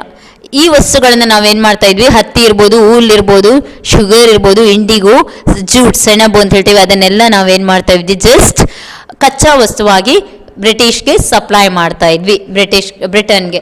So for that what we are going to get means, just we are going to import the finished consumer goods like cotton, silk and woolen clothes and capital goods like light machineries. ಯಾಕೆ light machineries ಮಾತ್ರ ನಮಗೆ ಕಳಿಸಿಕೊಡ್ತಾ ಇದ್ರು ಅಂತ ಹೇಳಿದ್ರೆ, consumer goods ಮತ್ತೆ capital goods ಅನ್ನು ಅವರು ನಮಗೆ ಕಳಿಸ್ತಾ ಇದ್ರು. ಏನು ಕನ್ಸ್ಯೂಮರ್ ಗೂಡ್ಸ್ ಅಂತ ಹೇಳಿದ್ರೆ, ಅನುಭೋಗಕ್ಕೆ ಬರುವಂಥ ವಸ್ತುಗಳು, as A said in the first class, for the consumption purpose, ನಮಗೆ ಉಪಯೋಗಿಸಲಿಕ್ಕೆ ಬೇಕಾದಂತಹ ವಸ್ತುಗಳನ್ನು ಕಳಿಸಿಕೊಡ್ತಾ ಇದ್ರು. ಸಿದ್ಧ ಉಡುಪುಗಳನ್ನು ಅವರು ಮಾಡಿ ಕಳಿಸ್ತಾ ಇದ್ರು. ಸಿಲ್ಕ್, ಉಲನ್ ಕ್ಲಾತ್ಸ್ ಅಂದರೆ ಸಿದ್ಧ ಉಡುಪುಗಳು, ಜೊತೆಗೆ ಲೈಟ್ ಮೆಷಿನರೀಸ್ ಮಾತ್ರ ಕ್ಯಾಪಿಟಲ್ ಗೂಡ್ಸ್ ಆಗಿ ಕಳಿಸ್ತಾ ಇದ್ರು. ಲೈಟ್ ಮೆಷಿನರಿ ಯಾವುದಕ್ಕೆ ನಮಗೆ ಬೇಕಾಗಿತ್ತು ಅಂತ ಹೇಳಿದ್ರೆ, ಆ ಸಂದರ್ಭದಲ್ಲಿ just processing our raw materials. ನಮ್ದು ಯಾವ ಕಚ್ಚಾ ವಸ್ತುಗಳಿತ್ತಲ್ವಾ, ಹತ್ತಿ ಸಿಗ್ತಾ ಇತ್ತು, ಮರದಿಂದ ಡೈರೆಕ್ಟ್ ಅದನ್ನು ತಗೊಂಡೋಗ್ಲಿಕ್ಕೆ ಆಗುದಿಲ್ಲ ಅವರಿಗೆ, ಅದರಿಂದ ಬೀಜವನ್ನು ಸಪ್ರೇಟ್ ಮಾಡುವಂತಹ ಕೆಲಸವನ್ನ ಮಾಡಬೇಕು, ಪ್ರಾಸೆಸ್ ಇರ್ತದೆ.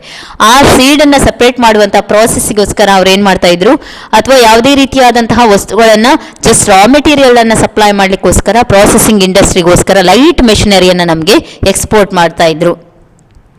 Next, volume of India's exports were more than its imports. ನಮ್ಮ ಎಕ್ಸ್ಪೋರ್ಟ್ ಜಾಸ್ತಿ ಇತ್ತು, ನಾವು ತರಿಸಿಕೊಳ್ಳುವಂಥ ಇಂಪೋರ್ಟ್ ಏನಾಗಿತ್ತು, ತುಂಬ ಕಡಿಮೆ ಇತ್ತು. ಈಗ ಎಟ್ ಪ್ರೆಸೆಂಟ್ ನೀವು ನೋಡಿದ್ರೆ ಏನು ಹೇಳ್ಬೋದು, export is more than the import means it is a surplus in the balance of trade, but not during like that during the British rule students.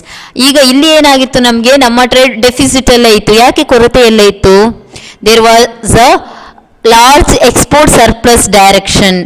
Export ತುಂಬ ಮಾಡಿದ್ರು, ಎಕ್ಸ್ಪೋರ್ಟ್ ಸರ್ಪ್ಲಸ್ ಇತ್ತು ಸತ್ಯ, ಆದ್ರೆ ಅವ್ರು ಏನು ಮಾಡ್ತಾ ಇದ್ರು, ಅವರು ಅದನ್ನು ನಮಗೆ ಇಂಪೋರ್ಟ್ ಮಾಡುವಾಗ ನಮಗೆ ಎಕ್ಸ್ಪೋರ್ಟ್ಗೆ ಯಾವುದೇ ರೀತಿಯಾದಂತಹ ವ್ಯಾಲ್ಯೂವನ್ನು ಅವರು ಕೊಡ್ತಾ ಇರಲಿಲ್ಲ. ನಾವು ಸಿದ್ಧ ವಸ್ತುವನ್ನು ಅವರಿಂದ ನಮ್ಮ ವಸ್ತುವನ್ನೇ ಕೊಟ್ಟು ನಾವು ಪರ್ಚೇಸ್ ಮಾಡುವಾಗ ಅವರಿಗೆ ಡಬಲ್ ಆದಂತಹ ರೇಟನ್ನು ಅವರು ಪ್ರೈಸನ್ನು ಇಡ್ತಾ ಇದ್ರು, ನಾವು ಹಣ ಕೊಟ್ಟು ಅದನ್ನು ಪರ್ಚೇಸ್ ಮಾಡಬೇಕಿತ್ತು. This means volume of India's exports were more than its imports, so there was a large export surplus direction. This refers to the countries where trading with Britain maintained a monopoly over India's exports and imports. ಇದರಲ್ಲಿ ಯಾರಿಗೆ ಏಕಸ್ವಾಮಿತ್ವ ಇತ್ತು? ನಮ್ಮ ವ್ಯಾಪಾರ ವ್ಯವಹಾರ ಆಮದು ರಫ್ತು ಎರಡನ್ನೂ ಯಾರು ಕಂಟ್ರೋಲ್ ಮಾಡ್ತಾ ಇದ್ರು? ಬ್ರಿಟಿಷರು ಕಂಟ್ರೋಲ್ ಮಾಡ್ತಾ ಇದ್ರು. ನಮ್ಮಲ್ಲಿ ಅವರು ಏಕಸ್ವಾಮಿತ್ವವನ್ನು ಹೊಂದಿದ್ರು, ನಮ್ಮನ್ನು ಡಾಮಿನೇಟ್ ಮಾಡ್ತಾ ಇದ್ರು, ಎಕ್ಸ್ಪ್ಲಾಯ್ಟ್ ಮಾಡ್ತಾ ಇದ್ರು ಅಂತ ಹೇಳಿ ಇಲ್ಲಿ ನೋಡ್ಬೋದು. More than half of India's foreign trade was restricted to Britain. ನಾವು ಯಾವುದೆಲ್ಲ ದೇಶದ ಜೊತೆ ಬೇರೆ ಬೇರೆ ದೇಶದ ಜೊತೆ ಅಂತಾರಾಷ್ಟ್ರೀಯ ವ್ಯಾಪಾರವನ್ನು ಇಟ್ಕೊಂಡಿದ್ವಿ, ಆದರೆ ಬ್ರಿಟಿಷರು ನಮ್ಮಲ್ಲಿಗೆ ಬಂದ ನಂತರ ಏನಾಯಿತು ಅಂತ ಹೇಳಿದರೆ, ಹಾಫ್ ಆಫ್ ಅವರ್ ಟ್ರೇಡ್, ನಮ್ಮ 50% of India's foreign trade was restricted only to Britain. ಅವರಿಗೆ ಇರಬೇಕು ಅನ್ನೋ ಥರ ಅವ್ರು ಏನು ಮಾಡ್ತಾ ಇದ್ರು, ಡಾಮಿನೇಟ್ ಮಾಡ್ತಾ ಇದ್ರು. While the rest was allowed with the few countries like China, Ceylon and Persia. ಉಳಿದಂತಹ ಟ್ರೇಡ್ ಮಾತ್ರ ನಾವು ಯಾವ ಕಂಟ್ರಿ ಜೊತೆ ಇಟ್ಕೊಂಡಿದ್ವಿ? China, Sri Lanka and Iran. Suez Canal was opened in 1869. You studied in the 9th standard history. Suez Canal open ಆಗಿತ್ತು 1869ರಲ್ಲಿ. ಅದರ ಮೂಲಕ ಬ್ರಿಟಿಷರು ತಮ್ಮ ವ್ಯಾಪಾರ ವ್ಯವಹಾರಗಳನ್ನು ಮಾಡ್ತಾ ಇದ್ರು, ವಸಾಹತುಗಳನ್ನು ಕಂಟ್ರೋಲ್ ಮಾಡ್ತಾ ಇದ್ರು ಅನ್ನೋದನ್ನು ನೀವು ಸ್ಟಡಿ ಮಾಡಿದಿರಿ. So they were controlling the colonies through the Suez Canal and they started their export and import activity through the Suez Canal. It reduced the cost and time of transportation and made access to the Indian market easier.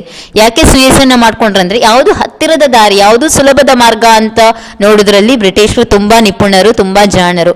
So ಅವ್ರು ಏನು ಮಾಡಿದ್ರು ಅಂತ ಹೇಳಿದರೆ, ಯಾವ ರೀತಿ ಸುಯೇಸ್ ಕಾನಲಿಂದ ಬಂದರೆ ಇದರ ಮೂಲಕ ನಾವೇನು ಮಾಡ್ಬೋದು, ಇಂಡಿಯಾವನ್ನು ಈಸಿಯಾಗಿ ಇಂಡಿಯಾದಲ್ಲಿ ಇರುವಂತಹ ಗೂಡ್ಸನ್ನು ನಮ್ಮ ಬೇಕಾದಂಥ ಟೈಮಿಗೆ ಕಡಿಮೆ ಕಾಸ್ಟಲ್ಲಿ ಹೇಗೆ ಟ್ರಾನ್ಸ್ಪೋರ್ಟ್ ಮಾಡ್ಬೋದು ಅನ್ನೋದಕ್ಕೋಸ್ಕರ ಅವರು ಸುಯೇಸ್ ಕೆನಲನ್ನು ಓಪನ್ ಮಾಡಿಕೊಂಡ್ರು. ಸೊ 1869 ನಂತರದ ಬ್ರಿಟಿಷರ ಎಲ್ಲ ವ್ಯಾಪಾರ ವ್ಯವಹಾರಗಳು ಸುಯೇಸ್ ಕ್ಯಾನಲ್ ಮೂಲಕಲೇ ನಡೀತಾ ಇತ್ತು. In other words, exploitation of Indian market was now easier. ಇದರಿಂದಾಗಿ ಅವರಿಗೆ ಏನಾಯಿತು, ಭಾರತದ ಮೇಲೆ ನಿಯಂತ್ರಣ ಸಾಧಿಸುವುದಕ್ಕೂ ಮತ್ತು ಭಾರತೀಯ ಮಾರುಕಟ್ಟೆಯ ಮೇಲೆ ಶೋಷಣೆ ಮಾಡುವುದಕ್ಕೆ ತುಂಬ ಸುಲಭವಾಯಿತು. ಸುಯೇಸ್ ಕ್ಯಾನಲಿಂದಾಗಿ ಅವರಿಗೇನಾಯಿತು, ಈಸಿಯಾಗಿ ಅವರ ಗೂಡ್ಸ್ ಮೂವ್ಮೆಂಟ್ ಆಗಲಿಕ್ಕೆ ಸ್ಟಾರ್ಟ್ ಆಯಿತು. Transportation become very easy, trade become very easy, cost of transportation is very easy and it is less time consuming. So they made exploited Indians very easily without any cost. You can see here through this Indian become just lost everything, whatever its valuable resources. India has had abundant resources, rich resources, but due to the British rule, drain of Indian wealth you can see in this figure, are all wealth were drained. So India by the heart they were showing here in the figure. What it shows, India is the heart of all other countries. ಬೇರೆ ಎಲ್ಲ ದೇಶಕ್ಕೂ ಇದು ಅತಿ ಹೆಚ್ಚು ಸಂಪತ್ತಿರುವಂತಹ ಹೃದಯ ಶ್ರೀಮಂತ ರಾಷ್ಟ್ರವಾಗಿತ್ತು ಅಂತ ಹೇಳಿ ನಾವು ನೋಡ್ಬೋದು. ಸೊ ನಮ್ಮ ವೆಲ್ತನ್ನೆಲ್ಲ ಕೊಳ್ಳೆ ಹೊಡೆದು ಅವರು ಹೇಗೆ ಹಣ ಮಾಡಿದ್ದಾರೆ ಅನ್ನೋದನ್ನು ನೀವು ಲೆಫ್ಟ್ ಫಿಗರಲ್ಲಿ ನೋಡ್ಬೋದು. ನಮ್ಮ ರಾ ಮೆಟೀರಿಯಲ್ಸನ್ನೆಲ್ಲ ತಗೊಂಡೋಗಿ ಅವರು ನಮ್ಮ ಸಂಪತ್ತನ್ನು ಕೊಳ್ಳೆ ಹೊಡೆದು ಅವರಿಗೋಸ್ಕರ ಅವರು ಬ್ರಿಟಿಷರು ಹಣ ಮಾಡಿದರು. Drain of Indian wealth you can see in this figure. India's foreign trade generated huge export surplus, but this surplus came at a huge cost to the country's economy as it led to the drain of India wealth. The export surplus was used for ನಮ್ಮಿಂದ ಬಂದಂತಹ ರಫ್ತುಯಿಂದ ಬಂದಂತಹ ಸರ್ಪ್ಲಸನ್ನು ಏನು ಮಾಡ್ತಾ ಇದ್ರು, ಅವರು ಯಾವುದಕ್ಕೆ ಉಪಯೋಗಿಸ್ತಾ ಇದ್ರು ಅನ್ನೋದನ್ನು ನೋಡಬೇಕಾಗಿದೆ. The export surplus was used for making payments for the expenses incurred by an office set up by colonial government in Britain. ಬ್ರಿಟನ್ನಲ್ಲಿ ಅವರು ಯಾವುದು ನಮ್ಮ ಕೊಲೋನಿಯಲ್ಸನ್ನು ವಸಾಹತುಶಾಹಿ ರಾಷ್ಟ್ರಗಳನ್ನ ಕಂಟ್ರೋಲ್ ಮಾಡ್ಲಿಕ್ಕೋಸ್ಕರ ಅವರು ಅವರ ಗೌರ್ಮೆಂಟ್ ಅನ್ನ ಇಟ್ಕೊಂಡಿದ್ರು. ಅವರ ಆಫೀಸಲ್ಲಿ ಇರುವಂತಹ ಅಲ್ಲಿ ದುಡಿಯುವಂತವರ ಖರ್ಚು ವೆಚ್ಚಗಳನ್ನು ನಮ್ಮ ಭಾರತೀಯರು ದುಡಿದು ಮಾಡಿದಂತಹ ಯಾವ್ದು ಸಂಪತ್ತು ಅದರಿಂದ ಅವ್ರು ಏನ್ ಮಾಡ್ತಿದ್ರು, ಅವರ ಎಕ್ಸ್ಪೆನ್ಸ್ ಅನ್ನ ಇನ್ಕರ್ ಮಾಡ್ಕೊಳ್ತಾ ಇದ್ರು. It means they cheated a lot through the export of a goods. ಅಲ್ಲಿ ಎಕ್ಸ್ಟ್ರಾ ಸರ್ಪ್ಲಸ್ ಏನ್ ಸಿಗ್ತಾ ಇತ್ತು ಅವರಿಗೆ ಹೆಚ್ಚಿಗೆ, ಅದರಿಂದ ಅವ್ರು ಏನ್ ಮಾಡ್ತಾ ಇದ್ರು, ಅವರ ಖರ್ಚು ವೆಚ್ಚಗಳನ್ನ ಭರಿಸ್ಕೊಳ್ತಾ ಇದ್ರು, ಅಫಿಷಿಯಲ್ ವೆಚ್ಚಗಳನ್ನ ಭರಿಸ್ಕೊಳ್ತಾ ಇದ್ರು. Expenses on war Ghat by the British government. ಯಾವುದೆಲ್ಲ ಯುದ್ಧಗಳನ್ನು ಬೇರೆ ಬೇರೆ ದೇಶದ ಮೇಲೆ ಮಾಡ್ತಾ ಇದ್ರು, ಆ ವಾರ್ ಇಂಡೆಮಿನೆನ್ಸ್ ಅಂತ ನಾವು ಹೇಳ್ತೇವೆ, ಯುದ್ಧ ಭತ್ಯೆ ಅಂತ ಹೇಳ್ತೇವೆ. ಅದನ್ನೆಲ್ಲ ಯಾವುದರಿಂದ ಅವರು ಭರಿಸ್ತಾ ಇದ್ರು ಅಂತ ಹೇಳಿದ್ರೆ, ಯಾವುದೆಲ್ಲ ನಮ್ಮ ಟ್ರೇಡಿಂದ ಅವರಿಗೆ ಎಕ್ಸ್ಟ್ರಾ ಸಿಕ್ಕಿದೆಯೋ, ಎಕ್ಸ್ಟ್ರಾ ಹಣ ಸಿಕ್ಕಿದೆಯೋ ಅದನ್ನೇ ಅವರು ಉಪಯೋಗಿಸಿಕೊಳ್ತಾ ಇದ್ರು. Import of invisible items. ಅವರ ಎಕ್ಸ್ಪೋರ್ಟ್ ಸರ್ಪ್ಲಸ್ ಅನ್ನ ಯಾವುದಕ್ಕೆ ಯೂಸ್ ಮಾಡ್ಕೊಳ್ತಾ ಇದ್ರು, ಇನ್ವಿಸಿಬಲ್ ಐಟಮ್ಸ್ ಅಂತ ಕೆಲವೊಂದು ಇರ್ತದೆ, ಕ್ಯಾಪಿಟಲ್ ಗೂಡ್ಸ್ ಇರ್ಬೋದು, ಬೇಕಾದಂತಹ ಕೆಲವೊಂದು ಸಾಮಗ್ರಿಗಳನ್ನ ಇಂಪೋರ್ಟ್ ಮಾಡ್ಕೊಳ್ಳಿಕ್ಕೆ ಅವರು ನಮ್ಮ ಎಕ್ಸ್ಪೋರ್ಟ್ ಸರ್ಪ್ಲಸ್ ಅನ್ನ ಯೂಸ್ ಮಾಡಿಕೊಳ್ತಾ ಇದ್ರು. ಭಾರತೀಯರ ವಸ್ತುಗಳನ್ನೇ ಉಪಯೋಗಿಸಿಕೊಂಡು ಭಾರತೀಯರ ವಸ್ತುಗಳಿಂದ ಅವರ ದುಂದು ವೆಚ್ಚವನ್ನ ಭರಿಸಿಕೊಂಡು ಭಾರತೀಯರಿಗೆ ಕಳಪೆ ಮಟ್ಟದ ವಸ್ತುಗಳನ್ನ ಮಾತ್ರ ಎಕ್ಸ್ಪೋರ್ಟ್ ಮಾಡುವ ಮೂಲಕ ಅವರು ನೆಟ್ ಎಕ್ಸ್ಪೋರ್ಟ್ ಸಿಗ್ತಾ ಇತ್ತು ಅಂತ ಹೇಳಿದ್ರೆ ತಪ್ಪಾಗ್ಲಿಕ್ಕಿಲ್ಲ. So you can see here next, what is the demographic profile during the British rule in India. ಯಾವ ರೀತಿ ನಮ್ಮ ಜನರ ಪರಿಸ್ಥಿತಿ ಯಾವ ರೀತಿ ಇತ್ತು ಅಂಥೇಳಿ ನಾವಿಲ್ಲಿ ನೋಡ್ಬೋದು. So see here you can see in this picture how the Britishers dominating India. Britishers were well educated. Education system ಹೇಗಿತ್ತು ಅನ್ನೋದು ನೀವು ನೋಡ್ಬೋದು ಇಲ್ಲಿ. Only hardly few can get the education. Gender, they said here, gender discrimination you can see, male and female. Only male education was given to a few males. Then females education were very less, 7%. And ಅದನ್ನು believe ಮಾಡಲಿಕ್ಕೂ ಸಾಧ್ಯ ಇಲ್ಲ, ಅಷ್ಟು low ಲೆವೆಲಲ್ಲಿ ಭಾರತದಲ್ಲಿ ಸ್ತ್ರೀ ಶಿಕ್ಷಣ ಇತ್ತು. ಕೆಲವೇ ಪುರುಷರು ಮಾತ್ರ ಶಿಕ್ಷಣವನ್ನು ತಗೊಳ್ಳಿಕ್ಕೆ ಚಾನ್ಸ್ ಇತ್ತು. ಸೊ ಅದು ಏನಾಗಿತ್ತು, ಅವರು ಲಾರ್ಡ್ ಮೆಕಾಲೆ ಅವರ ಪ್ರಕಾರ ಅವರ ಶಿಕ್ಷಣ ಪದ್ಧತಿಯನ್ನು ನಾವು ಅನುಕರಿಸಬೇಕಿತ್ತು. ನಮ್ಮ ಮಾತೃಭಾಷೆಯಲ್ಲಿ ಕಲೀಲಿಕ್ಕೆ ಯಾವುದೇ ರೀತಿಯಾದಂತಹ ಅವಕಾಶಗಳು ಇರಲಿಲ್ಲ ಅಂಥೇಳಿ. So you can see the colonies, geographies, whatever you can see the symbol, that are all the colonies of British in India. So occupation also you can see, only few can get the occupation. Income you can see, income is only dollar they are showing. What it shows means all the income, whatever our gains goes to the British profit. So the demographic conditions during the British rule suggested all the features of backward economy. You can see the backward economy, only few can get the education, and education was very horrible. Only male can get the education, female education was very restrictive, and income, there were no income, low level of economic development, low GDP, and low level of occupation, unemployment, underemployment, disguised unemployment you can see anywhere and everywhere. This various details about the population was first collected through the census in 1881. ಮೊದಲ ಗಣತಿ ಯಾವಾಗ ಆಯಿತು ಅಂತ ಹೇಳಿದ್ರೆ ಭಾರತದಲ್ಲಿ 1881ರಲ್ಲಿ. ಇದರ ಮೂಲಕ ಏನು ಮಾಡಿದ್ರು, ಇಂಡಿಯಾದವರಿಗೆ, ಭಾರತದವರಿಗೆ ಸ್ವಲ್ಪ ಈಗ ಎಚ್ಚರಗೊಂಡ್ರು, ನಮ್ಮ ಜನತೆಯಲ್ಲಿ ಎಷ್ಟು ಜನ ಎಜುಕೇಟೆಡ್ ಇದ್ದಾರೆ, ಎಷ್ಟು ಜನ ಅನ್ಎಜುಕೇಟೆಡ್, ಎಷ್ಟು ನಮ್ಮಲ್ಲಿ ಸಂಪತ್ತಿದೆ, ಎಷ್ಟು ಇಲ್ಲ ಅನ್ನೋದ್ರ ಬಗ್ಗೆ ಒಂದು ಗಣತಿ ಮಾಡಬೇಕು ಅನ್ನುವ ಐಡಿಯಾ ಬಂದು ಏನು ಮಾಡಿದ್ರು, various details collected during the 1881 first census conducted in India. Before 1921, India was in the first stage of demographic transition. 1921 ಮೊದಲೇನಾಗಿತ್ತು, ನಮ್ಮ ಆರ್ಥಿಕ ಪರಿಸ್ಥಿತಿಯ ಬಗ್ಗೆ ಯಾರು ಯೋಚನೆ ಮಾಡಿರಲಿಲ್ಲ, ಜನರ ಸ್ಥಿತಿಗತಿಯ ಬಗ್ಗೆ ಯಾರು ಯೋಚನೆ ಮಾಡಿರಲಿಲ್ಲ. The second stage of transition was started during the after the 1921. 1921ರಲ್ಲಿ ಒಮ್ಮೆ ಜನಗಣತಿ ಆಧಾರದ ಮೇಲೆ ಜನರ ಪರಿಸ್ಥಿತಿಯನ್ನು ಅವಲೋಕನ ಮಾಡಿದ್ರು. ಆನಂತರ ಸೆಕೆಂಡ್ ಸ್ಟೇಜ್ ಯಾವಾಗ ಅಂತ ಹೇಳಿದ್ರೆ 1921 ನಂತರ. However, neither the total population of India nor the rate of population growth at this stage was very high. The year of 1921 is described as the year of Great Divide. 1921 ನಾವು year of great divide ಅಂತ ಕರಿತೀವಿ. ಯಾಕೆ ಇದನ್ನು great divide ಅಂತ ಕರೆದಿದ್ದಾರೆ? ಯಾಕೆ ಅಂತ ಹೇಳಿದ್ರೆ ಭಾಗಶಃ ಇಂಡಿಯಾನ ಏನು ಮಾಡಿದ್ರು ಅವರು ಬ್ರಿಟಿಷರು ಡಿವೈಡ್ ಮಾಡಿದ್ರು, ಬೇರೆ ಬೇರೆ ಗಣಗಳಾಗಿ ಪರಗಣಗಳಾಗಿ ಡಿವೈಡ್ ಮಾಡಿದ್ರು. ಇಂಡಿಯಾ ಅನ್ನುವಂಥದ್ದು ಒಂದು ದೇಶ ಅಂತ ಇತ್ತು ಅಷ್ಟೇ, ಬಿಟ್ಟರೆ ಯಾವುದೇ ರೀತಿಯಾದಂತಹ ಇಲ್ಲಿ ಡಿವೈಡ್ ಇರಲಿಲ್ಲ. ಇಲ್ಲಿ ಜನರಲ್ಲಿ ವೈವಿಧ್ಯತೆಯನ್ನು ಅವರು ಬೇರೆ ಮಾಡಿದರು. ಎಜುಕೇಷನ್ ಸಿಸ್ಟಮ್ ಸರಿಯಾಗಿರಲಿಲ್ಲ, ಉದ್ಯೋಗ ಅನ್ನುವಂಥದ್ದು ಇರಲಿಲ್ಲ, ಜನರಲ್ಲಿ ಬಡತನ ತಾಂಡವವಾಡ್ತಾ ಇತ್ತು. ನಮ್ಮ ದೇಶದ ಬೇರೆ ಬೇರೆ ಪ್ರಾಂತ್ಯಗಳನ್ನು ಅವರು ಏನು ಮಾಡಿದರು, ಬೇರೆ ಬೇರೆ ವಿಭಾಗಗಳಾಗಿ ಪರಗಣಗಳಾಗಿ ಗಣಗಳಾಗಿ ಅವರು ಡಿವೈಡ್ ಮಾಡಿದರು. ಆದ್ದರಿಂದ 1921 ಏನಂತ ಕರಿತೇವೆ ನಾವು, year of great divide. It is because after 1921 population grew continuously and rapidly. 1921 ನಂತರ ಏನಾಯಿತು, ಪಾಪ್ಯುಲೇಷನ್ ತುಂಬ ಬೆಳೀಲಿಕ್ಕೆ ಸ್ಟಾರ್ಟ್ ಆಯಿತು. The demographic conditions were as under CEO. ಯಾವ ರೀತಿ ನಮ್ಮ ಡೆಮೋಗ್ರಫಿಕ್ ಕಂಡೀಷನ್ ಇತ್ತು ಅಂತ ಹೇಳಿದರೆ, the overall literacy level was less than 16%. ನಮ್ಮ ಇಡೀ ಭಾರತದ ಒಟ್ಟು ಸಾಕ್ಷರತೆಯ ಪ್ರಮಾಣ ಎಷ್ಟಿತ್ತು ಅಂದರೆ 16%ಗಿಂತಲೂ ಕಡಿಮೆ. Female literacy was 7%. As I said earlier, ಮಹಿಳಾ ಶಿಕ್ಷಣವಂತೂ ಅತಿ ಕೆಳದರ್ಜೆಯಲ್ಲಿತ್ತು, 7% ಅಷ್ಟೇ.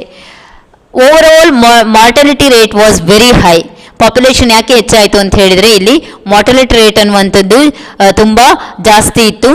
So the infant mortality rate was 218 per 1000.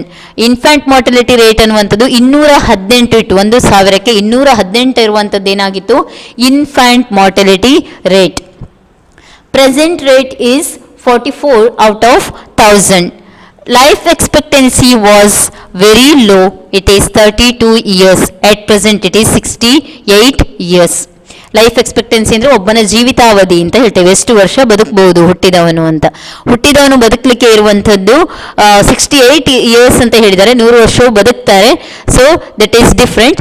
But life expectancy actual rate is 68 years at present. Earlier it was 32 years. ಯಾಕೆ ಅದು ಬರೀ 32 ವರ್ಷ ಇತ್ತು ಅಂತ ಹೇಳಿ ನೀವು ಯೋಚನೆ ಮಾಡ್ಬೋದು. It is because of British rule exploited Indians. There were no proper medical facilities, no hospitals, no regular health checkup, and lack of food, lack of sanitation, and lack of good health care facilities. ಯಾವುದೂ ಇರಲಿಲ್ಲ, ಬಡತನ ಇತ್ತು, ಜನರಿಗೆ ತಿನ್ನಲಿಕ್ಕೆ ಸರಿಯಾದಂತಹ ಆಹಾರ ಪದ್ಧತಿಯೂ ಸರಿಯಾಗಿರಲಿಲ್ಲ. ಆದ್ದರಿಂದ ಲೈಫ್ ಎಕ್ಸ್ಪೆಕ್ಟೆನ್ಸಿ ಕೇವಲ 32 ವರ್ಷ ಮಾತ್ರ ಇತ್ತು. ಈಗ ಅದು 68 ವರ್ಷಕ್ಕೆ ಇನ್ಕ್ರೀಸ್ ಆಗಿದೆ. ಸೊ ಇದರಿಂದ ನಾವೇನು ಕಾಣ್ಬೋದು, ಬ್ರಿಟಿಷರ ಆಳ್ವಿಕೆ ಸಂದರ್ಭದಲ್ಲಿ ನಮ್ಮ ಜೀವಿತಾವಧಿ ಅತಿ ಕಡಿಮೆ ಇತ್ತು. ಈಗ ಅದಕ್ಕೆ ಕಂಪೇರ್ ಮಾಡಿದರೆ ನಮ್ಮ ಇಂಡಿಯಾ ಫಾರ್ ಬೆಟರ್ ಅನ್ನೋದನ್ನು ನೀವು ನೋಡ್ಬೋದು. Extensive poverty was present. ಆಗ ಪಾವರ್ಟಿ ಇತ್ತು ಅನ್ನುವಂಥದ್ದು ಸಾಮಾನ್ಯ, ನಿಮಗೆ ಗೊತ್ತಿದೆ. ಎಕ್ಸ್ಪ್ಲಾಯ್ಟೇಷನ್ ಇತ್ತು, ಬಡತನ ತಾಂಡವಾಡ್ತಾ ಇತ್ತು. ಆದ್ದರಿಂದ ಯಾವುದೇ ರೀತಿಯಾದಂತಹ ನಮಗೆ ನಿರುದ್ಯೋಗ ಇತ್ತು, ಇನ್ಕಮ್ ಆದಾಯ ಅನ್ನುವಂಥದ್ದು ಎಲ್ಲಿಂದಲೂ ಬರ್ತಾ ಇರಲಿಲ್ಲ. ಬ್ರಿಟಿಷರು ಜಸ್ಟ್ ನಮ್ಮನ್ನು ಜೀತದಾಳುಗಳಾಗಿ ದುಡಿಸ್ಕೊಳ್ತಾ ಇದ್ರು ಅಂತ ಹೇಳಿ ಇಲ್ಲಿ ನೋಡ್ಬೋದು. ಸೊ ಜನರ ಪರಿಸ್ಥಿತಿ ಅಂತಿದ್ದದನ್ನು ಏನಂತ ಹೇಳಲಿಕ್ಕೆ ಬರುವುದಿಲ್ಲ, ಇದು ಹೀನಾಯ ಪರಿಸ್ಥಿತಿ ಅಂತ ಹೇಳ್ತೇವೆ. ನಾವು ಈಗ ಮನೆಯಲ್ಲಿ ಸಾಕುವಂತಹ ಸಾಕು ಪ್ರಾಣಿಗಳನ್ನು ಇದಕ್ಕಿಂತ ಪ್ರೀತಿಯಿಂದ ನೋಡ್ಕೊಳ್ತೇವೆ, ನಾಯಿ ಇರ್ಬೋದು, ಬೆಕ್ಕಿರ್ಬೋದು, ದನ ಇರ್ಬೋದು. ಆದರೆ ಬ್ರಿಟಿಷರು ನಮ್ಮನ್ನು ಕಾಲ್ತುಳಿತಕ್ಕೆ ಒಳಪಡಿಸಿ ಅಷ್ಟು ಹೀನಾಯವಾಗಿ ನಮ್ಮನ್ನು ಕಾಣ್ತಾ ಇದ್ರು ಅಂತ. Public health facilities were either unavailable to large chunks of population are very highly inadequate when available. Health facility ಅನ್ನುವಂಥದ್ದು ಸಿಕ್ಕಿದ್ರೂ ಅದು ಸಿಗ್ತವೇ ಇರಲಿಲ್ಲ, ಸಿಕ್ಕಿದ್ರೂ ಕೆಲವರಿಗೆ ಮಾತ್ರ. It suppose it is available, it is highly inadequate. ಅದು ತುಂಬ ಕಾಸ್ಟ್ಲಿ ಆಗಿತ್ತು, ಅದನ್ನ ಪಡ್ಕೊಳ್ಳಿಕ್ಕೆ ಜನಸಾಮಾನ್ಯನಿಗೆ ಹಣವಿರಲಿಲ್ಲ, ಅವನಲ್ಲಿ ಸಂಪತ್ತು ಇರಲಿಲ್ಲ ಅಂಥೇಳಿ ನಾವು ನೋಡ್ಬೋದು. Water and airborne diseases were common. Water airborne diseases ಅಂತ ಹೇಳಿದ್ರೆ ನಾವಿಲ್ಲಿ ನೋಡ್ಬೋದು ಯಾವುದೆಲ್ಲ ನಮ್ಮಲ್ಲಿ ಈಗ ಜಸ್ಟ್ ನಾವು what we are facing some diseases, cholera, that and all, that were common. Viral fevers, water and airborne diseases. ಅದೆಲ್ಲ ಏನಾಗಿತ್ತು, chicken pox, what you are saying, small pox, all were common during that time. ಯಾಕಂದ್ರೆ ಜನರಿಗೆ health consciousness ಇರಲಿಲ್ಲ, cleanliness ಅನ್ನೋದು ಕಡಿಮೆ ಇತ್ತು, ಅವರಿಗೆ ಅದರ ಬಗ್ಗೆ ಯಾವುದೇ ರೀತಿಯಾದಂತಹ ಐಡಿಯಾವೂ ಇರಲಿಲ್ಲ. ಜಸ್ಟ್ ಅವರು ಕೂಲಿ ಕಾರ್ಮಿಕರಾಗಿ ಕೆಲಸ ಮಾಡೋದು ಒಂದೇ ಅವರಿಗೆ ಗೊತ್ತಿತ್ತು. ಹಾಗೆ ತೊಡಗಿಕೊಳ್ಳೇಬೇಕಾದಂತಹ ಅನಿವಾರ್ಯತೆಯನ್ನು ಬ್ರಿಟಿಷ್ ಗೌರ್ಮೆಂಟ್ ಮಾಡಿತ್ತು ಅಂತ. So as we move to the occupational structure, ಉದ್ಯೋಗ ಹೇಗಿತ್ತು ಅಂತ. There are 3 sectors in the economy during that period also. As I said in the beginning class of economics, Indian economy is having 3 sectors. Primary sector, secondary sector, tertiary sector. ಪ್ರಾಥಮಿಕ ವಲಯ, ದ್ವಿತೀಯಕ ವಲಯ, ತೃತೀಯಕ ವಲಯ ಅಂತ ಕರಿತೇವೆ. ನಾನು ಮೊದಲೇ ಹೇಳಿದ್ದೀನಿ ನಿಮಗೆ 3 ಸೆಕ್ಟರ್ ಯಾವ ರೀತಿ ಇದೆ ಅಂತ ಹೇಳಿದ್ರೆ, primary sector is agricultural sector, secondary sector is industrial sector, tertiary sector is ಸೇವಾ ವಲಯ ಅಥವಾ ಅದನ್ನು ಸರ್ವಿಸ್ ಸೆಕ್ಟರ್ ಅಂತ ಹೇಳಿ ಕರಿತೇವೆ. ಈ 3 ಸೆಕ್ಟರಲ್ಲಿ ಯಾವ ರೀತಿ ಉದ್ಯೋಗ ಸಿಗ್ತಾ ಇತ್ತು ಅನ್ನೋದನ್ನು ನಾವು ನೋಡಬೇಕಾಗಿದೆ. By occupational structure we mean the distribution of working persons across different industries and sectors. During the colonial period, the occupational structure of India showed little sign of change. ಉದ್ಯೋಗದಲ್ಲಿ ಸ್ವಲ್ಪ ನಾವು ಉದ್ಯೋಗ ರಚನಾತ್ಮಕವಾಗಿ ಬದಲಾಗಿದೆ ಅಂತ ಹೇಳಿ ಹೇಳ್ಬೋದು. ಬ್ರಿಟಿಷರ ಕಾಲದಲ್ಲಿ ಎಲ್ಲದೂ ನೆಗೆಟಿವ್ ಆಗಿತ್ತು ಅಂತ ಹೇಳಲಿಕ್ಕೆ ಚಾನ್ಸಸ್ ಇಲ್ಲ, ಕೆಲವೊಂದು ಪಾಸಿಟಿವ್ ಇಂಪ್ಯಾಕ್ಟ್ ಆಗಿದೆ, ಇಲ್ಲ ಅಂತಿಲ್ಲ. ಸೊ ಉದ್ಯೋಗದಲ್ಲಿ ಬದಲಾವಣೆ ಆಗಿದೆ. ಈ ಮೊದಲು ಗುಡಿ ಕೈಗಾರಿಕೆಯನ್ನೇ ನಂಬಿದವರು ಈಗೇನಾದರೂ ರಾ ಮೆಟೀರಿಯಲ್ ಪ್ರಾಸೆಸಿಂಗ್ ಇಂಡಸ್ಟ್ರೀಸಲ್ಲಿ ಕೆಲವೊಂದು ಕೆಲಸಗಳನ್ನ ಪಡ್ಕೊಂಡು ಆ ಉದ್ಯೋಗವನ್ನು ಮುಂದುವರಿಸಿಕೊಂಡು ಹೋಗಲಿಕ್ಕೆ ಅವಕಾಶಗಳನ್ನ ಬ್ರಿಟಿಷರು ಮಾಡಿಕೊಟ್ರು. The largest share of workforce, that is 70 to 74% were in agriculture sector. 70ರಿಂದ 75% ಜನರು ಕೃಷಿಯನ್ನೇ ಅವಲಂಬಿತರಾಗಿದ್ದರು. The manufacturing sector accounted for 10% and the service sector accounted for 15 to 20% respectively. ಇದರಿಂದ ನಮಗೆ ಏನು ಕಾಣ್ತಾ ಉಂಟು, ಹೆಚ್ಚಿನ ಜನರು ಕೃಷಿಯನ್ನು ಅವಲಂಬಿತರಾಗಿದ್ದರು, ಕೃಷಿ ಚಟುವಟಿಕೆಯಲ್ಲೇ ನಿರತರಾಗಿದ್ದರು, ಕೃಷಿಕರಾಗಿದ್ದರು. ಕೇವಲ 10% ಜನ ಮ್ಯಾನುಫ್ಯಾಕ್ಚರಿಂಗ್ ಆ್ಯಕ್ಟಿವಿಟೀಸಲ್ಲಿದ್ದರು. ಹ್ಯಾಂಡ್ಲೂಮಿಂಗ್ ಇರ್ಬೋದು, ವೀವಿಂಗ್ ಇರ್ಬೋದು, ಸ್ಪಿನ್ನಿಂಗ್ ಆ್ಯಕ್ಟಿವಿಟೀಸಲ್ಲಿ, ಹ್ಯಾಂಡ್ ಕ್ರಾಫ್ಟ್ ಇಂಡಸ್ಟ್ರೀಸಲ್ಲಿ ಇರ್ಬೋದು. ಸರ್ವಿಸ್ ಸೆಕ್ಟ್ರಲ್ಲಿ 15ರಿಂದ 20% ಮಾತ್ರ. ಯಾಕೆ? ಎಜುಕೇಷನ್ ಲೆವೆಲ್ ಅಷ್ಟು ಲೋ ಇತ್ತು. ಯಾವುದಾದ್ರೂ ಕೆಲಸವನ್ನು ನಾವು ತಗೊಳ್ತೀವಿ ಅಂದರೂ ಅದನ್ನ ಬ್ರಿಟಿಷರ್ಸ್ ಏನು ಮಾಡ್ತಾ ಇದ್ರು, ಅವರು ಬಿಡ್ತಾ ಇರಲಿಲ್ಲ, ಅವರೇ ಅದನ್ನು ಡಾಮಿನೇಟ್ ಮಾಡ್ತಾ ಇದ್ರು ಅನ್ನೋದನ್ನು ಇದರಿಂದ ನಾವು ನೋಡ್ಬೋದು. Regional disparities were also important feature.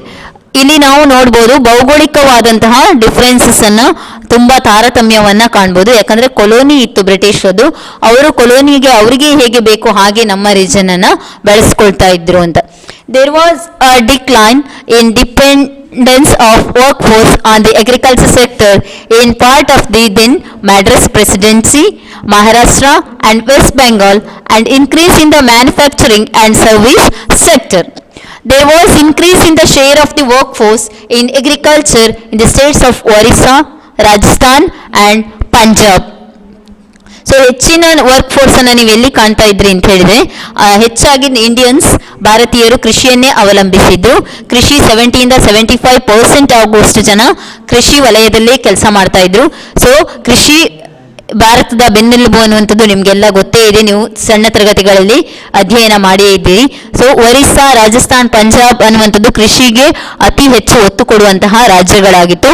ಅವರೆಲ್ಲ ಏನು ಮಾಡ್ತಾ ಇದ್ರು, ಹೆಚ್ಚು ಕೃಷಿ ಚಟುವಟಿಕೆಯಲ್ಲಿ ತೊಡಗಿಕೊಂಡಿದ್ರು, ತಮ್ಮನ್ನ ತೊಡಗಿಸಿಕೊಂಡಿದ್ರು ಅಂತ ಇಲ್ಲಿ ನೋಡ್ಬೋದು.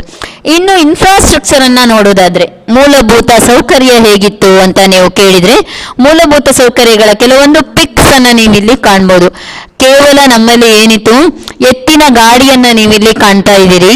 ಅಂದ್ರೆ ಟ್ರಾನ್ಸ್ಪೋರ್ಟೇಷನ್ ಏನಾಗಿತ್ತು, ತುಂಬಾ ಕೆಳಮಟ್ಟದಲ್ಲಿತ್ತು. ಎತ್ತಿನ ಗಾಡಿ ಮೂಲಕ ಗೂಡ್ಸ್ ಒಂದು ಕಡೆಯಿಂದ ಒಂದು ಕಡೆಗೆ ಜನರನ್ನು ಅದರಲ್ಲಿ ಸಪ್ಲೈ ಮಾಡ್ತಾ ಇದ್ರು, ಜನರನ್ನು ಆಚೆ ಈಚೆ, ಅದ್ರ ಜೊತೆಗೆ ಗೂಡ್ಸ್ ಅನ್ನು ಅದರಲ್ಲೇ ಸಪ್ಲೈ ಮಾಡ್ತಾ ಇದ್ರು. ನಡೆದು ಹೋಗುವಂತ ಮಕ್ಕಳನ್ನು, ರೈತರನ್ನು ನೀವು ನೋಡ್ಬೋದು. ಅವರು ಕಾಲ್ನಡಿಗೆಯಲ್ಲಿ ಎಷ್ಟು ದೂರವನ್ನು ಸಂಚರಿಸಬೇಕಿತ್ತು. ಬೋಟ್ಗಳನ್ನು ನೋಡ್ಬೋದು, ರಾ ಮೆಟೀರಿಯಲ್ಸ್ ಅನ್ನ ಯಾವ ರೀತಿ ಸಪ್ಲೈ ಮಾಡಲಿಕ್ಕೆ ನಮ್ಮಲ್ಲಿ ಬೋಟ್ ಇತ್ತು ಅಂತ ಹೇಳಿ ನೋಡ್ಬೋದು. ಹಡಗಿನ ಮೂಲಕ ಸಪ್ಲೈ ಮಾಡ್ತಾ ಇದ್ರು, ಯಾವುದೇ ರೀತಿಯಾದಂತಹ ಮಾಡರ್ನ್ ಟೆಕ್ನಾಲಜೀಸ್ ಇರಲಿಲ್ಲ. Then you can see the some infrastructure like free roads you can see there. What it indicates? It indicates lack of high transportation facilities. And some machines you can see, this is a basic machine for the raw processing, raw material process. And raw material ಅನ್ನು convert ಮಾಡಲಿಕ್ಕೆ ಯಾವುದು ಬೇಕೋ ಅದು ಮಾತ್ರ ಅವರು ಏನು ಮಾಡ್ಕೊಂಡಿದ್ರು, industries ಅಲ್ಲಿ ಮೆಷಿನ್ಸ್ ಅನ್ನು ಇಟ್ಕೊಂಡಿದ್ರು ಅಂತ. Under the colonial rule, basic infrastructures, the roads, railways, ports, water transport, post and telegraph, etc. well developed. ಕೆಲವೊಂದು ಮಾತ್ರ ಡೆವಲಪ್ ಆಗಿತ್ತು. ಪೋಸ್ಟ್ ಆ್ಯಂಡ್ ಟೆಲಿಗ್ರಾಫ್ ಇರ್ಬೋದು, ರೋಡ್ಸ್ ಇರ್ಬೋದು, then you can see here some basic infrastructure, railway tracks you can see there, railways and water transport you can see that were developed. But this development was not provide basic amenities to the people of the country. ಇದರಿಂದ ಜನರಿಗೆ ಯಾವುದೇ ರೀತಿಯಾದಂಥ ಅನುಕೂಲ ಅಷ್ಟು ಸಿಗಲಿಲ್ಲ. But to serve the colonial interest, ಅವರನ್ನು ಅವರು ಉಳಿಸ್ಕೊಳ್ಳಿಕ್ಕೋಸ್ಕರ ಕೊಲೋನಿಯಲ್ಸ್ ಇದನ್ನ ರೋಡನ್ನೆಲ್ಲ ನಮಗಾಗಿ ಮಾಡಲಿಲ್ಲ, ಅವರ ವ್ಯಾಪಾರಕ್ಕೋಸ್ಕರ ಅವರು ಇದನ್ನ ಮಾಡ್ಕೊಂಡಿದ್ರು, ಅಭಿವೃದ್ಧಿಯನ್ನ ಮಾಡ್ಕೊಂಡಿದ್ರು. The roads were built for mobilizing the army within India and for drawing out raw materials from the countryside to the nearest railway station or the port to send these to England or other foreign lands. ಅವರ ಮುಖ್ಯ ಉದ್ದೇಶ ಯಾವುದಾಗಿತ್ತು ಅಂತ ಹೇಳಿದ್ರೆ, ರಸ್ತೆಗಳನ್ನು ಮಾಡಿದ್ದು ಇಂಡಿಯನ್ಸ್ಗೆ ಸುಲಭ ಆಗಲಿ ಅವರ ಟ್ರಾನ್ಸ್ಪೋರ್ಟೇಷನ್ಗೆ ಅಂತಲ್ಲ, ಅವರ ಗೂಡ್ಸನ್ನು ಮೊಬೈಲೈಸ್ ಮಾಡಲಿಕ್ಕೋಸ್ಕರ, ಮೂವ್ ಮಾಡಲಿಕ್ಕೋಸ್ಕರ, ಒಂದು ಪ್ಲೇಸಿಂದ ಇನ್ನೊಂದು ಪ್ಲೇಸ್ಗೆ ಗೂಡ್ಸನ್ನು ಮೂವ್ ಮಾಡಲಿಕ್ಕೆ. ಹತ್ತಿಯನ್ನು ಮರದಿಂದ ತೆಗೆದ್ರೆ ಅದನ್ನು ತಲೆ ಮೇಲೆ ಹೊತ್ಕೊಂಡು ಬರಬೇಕು, ಅದರ ಬದಲಾಗಿ ಅವರು ಏನು ಮಾಡಿದ್ರು, ಈಸಿ ಆಗಿ ಟ್ರಾನ್ಸ್ಪೋರ್ಟ್ ಮಾಡಲಿಕ್ಕೋಸ್ಕರ ರೋಡನ್ನು ಡೆವಲಪ್ ಮಾಡಿದರು. ರಾ ಮೆಟೀರಿಯಲ್ಸನ್ನು ಅವರ ಪ್ಲೇಸಿಂದ, ಕಂಟ್ರಿ ಸೈಡ್ ಅಂದರೆ ಹಳ್ಳಿಯಿಂದ ನಿಯರೆಸ್ಟ್ ರೈಲ್ವೆ ಸ್ಟೇಷನ್ಗೆ ತರಲಿಕ್ಕೋಸ್ಕರ ರೋಡನ್ನು ಬಿಲ್ಡಪ್ ಮಾಡಿದರು ಅಂತೇಳಿ ನಾವಿಲ್ಲಿ ನೋಡ್ಬೋದು. The railways help in commercialisation of Indian agriculture which adversely affected the comparative self sufficiency of the village economies in India. So ಈ ರೈಲ್ವೆಯನ್ನು ಅವರು ನಮಗೆ ಇಂಟ್ರೊಡ್ಯೂಸ್ ಮಾಡಿದ್ರಿಂದ 1850ಯಲ್ಲಿ ರೈಲ್ವೇನ ಇಂಟ್ರೊಡ್ಯೂಸ್ ಮಾಡಿದ್ರು. ಇದು ನಮಗೆ ತುಂಬ ಹೆಲ್ಪ್ಫುಲ್ ಆಯಿತು. ಭಾರತದ ಕೃಷಿಯನ್ನು ವಾಣಿಜ್ಯೀಕರಣ ಮಾಡಲಿಕ್ಕೋಸ್ಕರ ಅವರು ಮಾಡಿದ್ದು, ಆದರೂ ಅವರ ಇಂಟೆನ್ಷನ್ ಯಾವುದೇ ಇರ್ಬೋದು, ಆದರೂ ನಮಗೆ ಏನಾಯಿತು ಅದರಿಂದ ಸೆಲ್ಫ್ ಸಫಿಷಿಯನ್ಸಿ ಅಂತಂದು ಕಾಣ್ಬೋದು. ಅಂದರೆ ನಮ್ಮಲ್ಲಿ ನಾವೇ ಒಂದು ನಮ್ಮ ಸ್ವಾಭಿಮಾನಕ್ಕೆ ಧಕ್ಕೆ ಆಗದ ಹಾಗೆ ನಾವು ಅದನ್ನು ಉಪಯೋಗಿಸಿಕೊಳ್ಳಿಕ್ಕೆ ಫ್ಯೂಚರಲ್ಲಿ ಸಾಧ್ಯವಾಯಿತು. The introduction of expensive system of electric telegraph in India similarly served the purpose of maintaining law and order. So you can see here effects of railways. Railway develop ಆದ್ರಿಂದ ನಮಗೆ ಏನೆಲ್ಲ ಆಯಿತು ಅಂತ, ರೋಡ್ಸ್ ರೈಲ್ವೇಸ್ ಎಲ್ಲ develop ಆಯ್ತಲ್ಲ, infrastructure, ಇದರಿಂದ ಏನೆಲ್ಲ ಆಯಿತು ಅಂತ ನೀವು ನೋಡ್ಬೋದು. ಅರ್ಲಿಯರ್ ಡೇಸ್ ವಾರ್ ಮೆಟೀರಿಯಲ್ ಅನ್ನ ಸಪ್ಲೈ ಮಾಡಲಿಕ್ಕೋಸ್ಕರ ಬಳಸ್ಕೊಂಡ್ರು. ಇಲ್ಲಿ ಯಾವ ರೀತಿ ಸೈನಿಕರು ಯುದ್ಧಕ್ಕೆ ತಯಾರಾಗಿ ಬರ್ತಿದ್ದಾರೆ ಅಂತ ನೀವು ಕಾಣ್ಬೋದು. ಇದ್ರ ಜೊತೆಗೆ ನೀವು ಇಲ್ಲಿ ಕೆಲವೊಂದು ಟ್ರಾನ್ಸ್ಪೋರ್ಟೇಷನ್ ಫೆಸಿಲಿಟಿಯನ್ನು ನೋಡ್ತಾ ಇದ್ದೀರಿ. ತಳ್ಳು ಗಾಡಿಯಲ್ಲಿ ಅವರು ರಾ ಮೆಟೀರಿಯಲ್ ಅನ್ನ, ಹತ್ತಿಯನ್ನು ತಗೊಂಡು ಹೋಗ್ತಾ ಇದ್ದಾರೆ. ಸೊ ಅದು ಕಂಟ್ರಿ ಸೈಡ್, ಹಳ್ಳಿಯಿಂದ ಯಾವ ರೀತಿ ಗೂಡ್ಸ್ ಅನ್ನ ಅವರು ಸಪ್ಲೈ ಮಾಡ್ತಾ ಇದ್ದಾರೆ ಕಂಟ್ರಿ ಸೈಡ್ ಇಂದ ಸಿಟಿಗೆ ಅಂತ ಹೇಳಿ ನೋಡ್ಬೋದು. ಕೆಲವೊಂದು ಮೆಷಿನ್ಸ್ ಅನ್ನ ನೀವು ನೋಡ್ಬೋದು. ರೈಲ್ವೆ ಟ್ರ್ಯಾಕಿಗೋಸ್ಕರ ಅವರು ಜನರನ್ನ ಕೆಲಸದಲ್ಲಿ ತೊಡಗಿಸಿ ಉದ್ಯೋಗವನ್ನ ನೀಡ್ತಾ ಇರುವಂತದ್ದನ್ನು ನೀವು ನೋಡ್ಬೋದು. So effects of railways. The British introduced railways in India during 1850. As I already said, 1850 is the year of the introducing the railways in India. It is considered one of the most important contribution made by the British in India. It affected the structure of the Indian railways in many ways. It enabled people to undertake long distance travel and thereby break geographical and cultural barriers. It helped in integrating the nation. It fostered commercialization of Indian agriculture, which adversely affected the self-sufficiency of the village economies in India. The volume of India's export trade undoubtedly expanded. Due to the introduction of railways in 1850, Indian cultural barriers were reduced, geographically advanced, India became geographically advanced, and it broke the long distance of travel, shortcut it made, and the volume of India's export trade undoubtedly expanded. It provided employment opportunities to the many people. While constructing the railways in 1850, people engaged in the many work, that is constructing the railways, they engaged in the work, so it gives the employment opportunities to the people in India. So you can see here how the people gained employment opportunities through the introduction of railways. So see here some machines you can see. So peoples were working in that, and railways you can see 1851st railway introduced in India. People were rushed to go to the railways. Even top of the railway, this also you can see the people how they engaged in the working and traveling and enjoying that traveling. Next, positive contribution made by the British and negative contribution during the independence.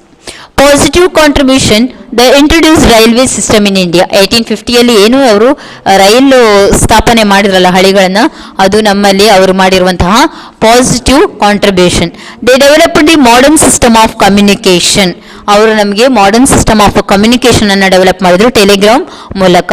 Modern banking system was established by the British. 1935 ಅಲ್ಲಿ Reserve Bank of India was set up. So British they formed Imperial Bank of India till the establishment of Reserve Bank. 1935 ಗೆ RBI ಬಂತು, ಅದಕ್ಕೆ ಮೊದಲು ಅವರು imperial bank ಅಂತ ಅದನ್ನ ಇಟ್ಕೊಂಡಿದ್ರು. It served as government's bankers to all manage its public debt. They developed irrigation works and which created new grain and cotton producing regions.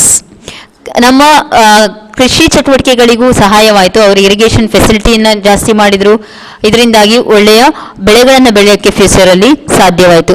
Political and unification of country, ಇದರಿಂದಾಗಿ ಏನಾಯಿತು, ನಮ್ಮ ರಾಜ್ಯ ಕೆಲವೊಂದು ಕಾರಣದಿಂದಾಗಿ ಬಲಿಷ್ಠ ರಾಷ್ಟ್ರ ಆಗಲಿಕ್ಕೆ ಕಾರಣ ಆಯಿತು ಅಂತ ಹೇಳಿ ಹೇಳ್ಬೋದು. So introduction of railway is one of the positive contribution made by the British in India. ಭಾರತದಲ್ಲಿ ರೈಲ್ವೆ ಹಳಿಗಳನ್ನು ಸ್ಥಾಪನೆ ಮಾಡಿ ರೈಲ್ವೆ ಸಿಸ್ಟಮ್ ತಂದಿದ್ದರಿಂದ ಭಾರತೀಯರಿಗೆ ಇದು ಭವಿಷ್ಯದಲ್ಲಿ ತುಂಬ ಉಪಯೋಗ ಆಯಿತು ಅಂತ ಹೇಳಲಿಕ್ಕೆ ಹೇಳ್ಬೋದು. Negative impact during independence. ಯಾವುದೆಲ್ಲ ನೆಗೆಟಿವ್ ಇಂಪ್ಯಾಕ್ಟ್ ಇತ್ತು, ಡಿಸ್ಅಡ್ವಾಂಟೇಜ್ ಇತ್ತು. ಡಿಸ್ಅಡ್ವಾಂಟೇಜನ್ನು ನಾವು ನೆಗೆಟಿವ್ ಇಂಪ್ಯಾಕ್ಟ್ ಅಂತ ತಗೊಳ್ತೀವಿ, ಅದನ್ನು ಚಾಲೆಂಜ್ ಅಂತ ಹೇಳಿ ಇಂಡಿಯನ್ಸ್ ತಗೊಂಡ್ರು. ಡಿಸ್ಅಡ್ವಾಂಟೇಜ್ ಅನ್ನುವಂಥದ್ದು ಯಾವಾಗಲೂ ಏನಾಗಿರುತ್ತೆ ಅಂತ ಹೇಳಿದ್ರೆ ಚಾಲೆಂಜಸ್. ಅದರಿಂದ ಕೆಲವೊಂದು ಸಾಧನೆ ಮಾಡಲಿಕ್ಕೆ ಅವಕಾಶಗಳು ಸಿಗ್ತದೆ ಅಂತ. So per capital income was very low. ಜನರ ತಲಾದಾಯ ತುಂಬ ಕಡಿಮೆ ಇತ್ತು. ಬಿಕಾಸ್ ಜನರಲ್ಲಿ ಯಾವುದೇ ರೀತಿಯಾದಂಥ ಆದಾಯ ಇರಲಿಲ್ಲ. ಆದಾಯ ಇದ್ದರೆ ಮಾತ್ರ ತಲಾದಾಯ ಇರಲಿಕ್ಕೆ ಸಾಧ್ಯ ಇರ್ತದೆ. Large scale unemployment and under employment, ಜನರಲ್ಲಿ ನಿರುದ್ಯೋಗವೂ ಇತ್ತು. ಯಾಕೆ ನಿರುದ್ಯೋಗ ಇತ್ತು ಅಂತ ಹೇಳಿದರೆ ಜನರಿಗೆ ಯಾವುದೇ ರೀತಿಯಾದಂತಹ ಉದ್ಯೋಗಾವಕಾಶಗಳು ಸರಿಯಾಗಿ ಸಿಗ್ತಾ ಇರಲಿಲ್ಲ, ಎಜುಕೇಷನ್ ಸಿಗ್ತಾ ಇರಲಿಲ್ಲ. Primarily they were unable to going to the schools and colleges. So they were illiterates, they should engage in the labor work. The industrial sector was crying for modernization, diversification, capacity building and public investment. Industrial ಸೆಕ್ಟರಲ್ಲಿ ಏನಾಗಿತ್ತು, there were no capital goods industry. ಯಾವುದೇ ರೀತಿ capital goods industry ಇರಲಿಲ್ಲ, ಅದು ವೈವಿಧ್ಯಮಯವಾಗಿರಲಿಲ್ಲ. Modernisation ಯಾವುದೇ ರೀತಿಯಾದಂಥ ಆಧುನೀಕರಣವನ್ನು ಮಾಡಲಿಲ್ಲ. Just ಅವರು ಬ್ರಿಟಿಷ್ ಇಂಡಸ್ಟ್ರಿಯನ್ನು ಮಾತ್ರ ಆಧುನೀಕರಣ ಮಾಡಿಕೊಂಡಿದ್ರು ಅಂತ.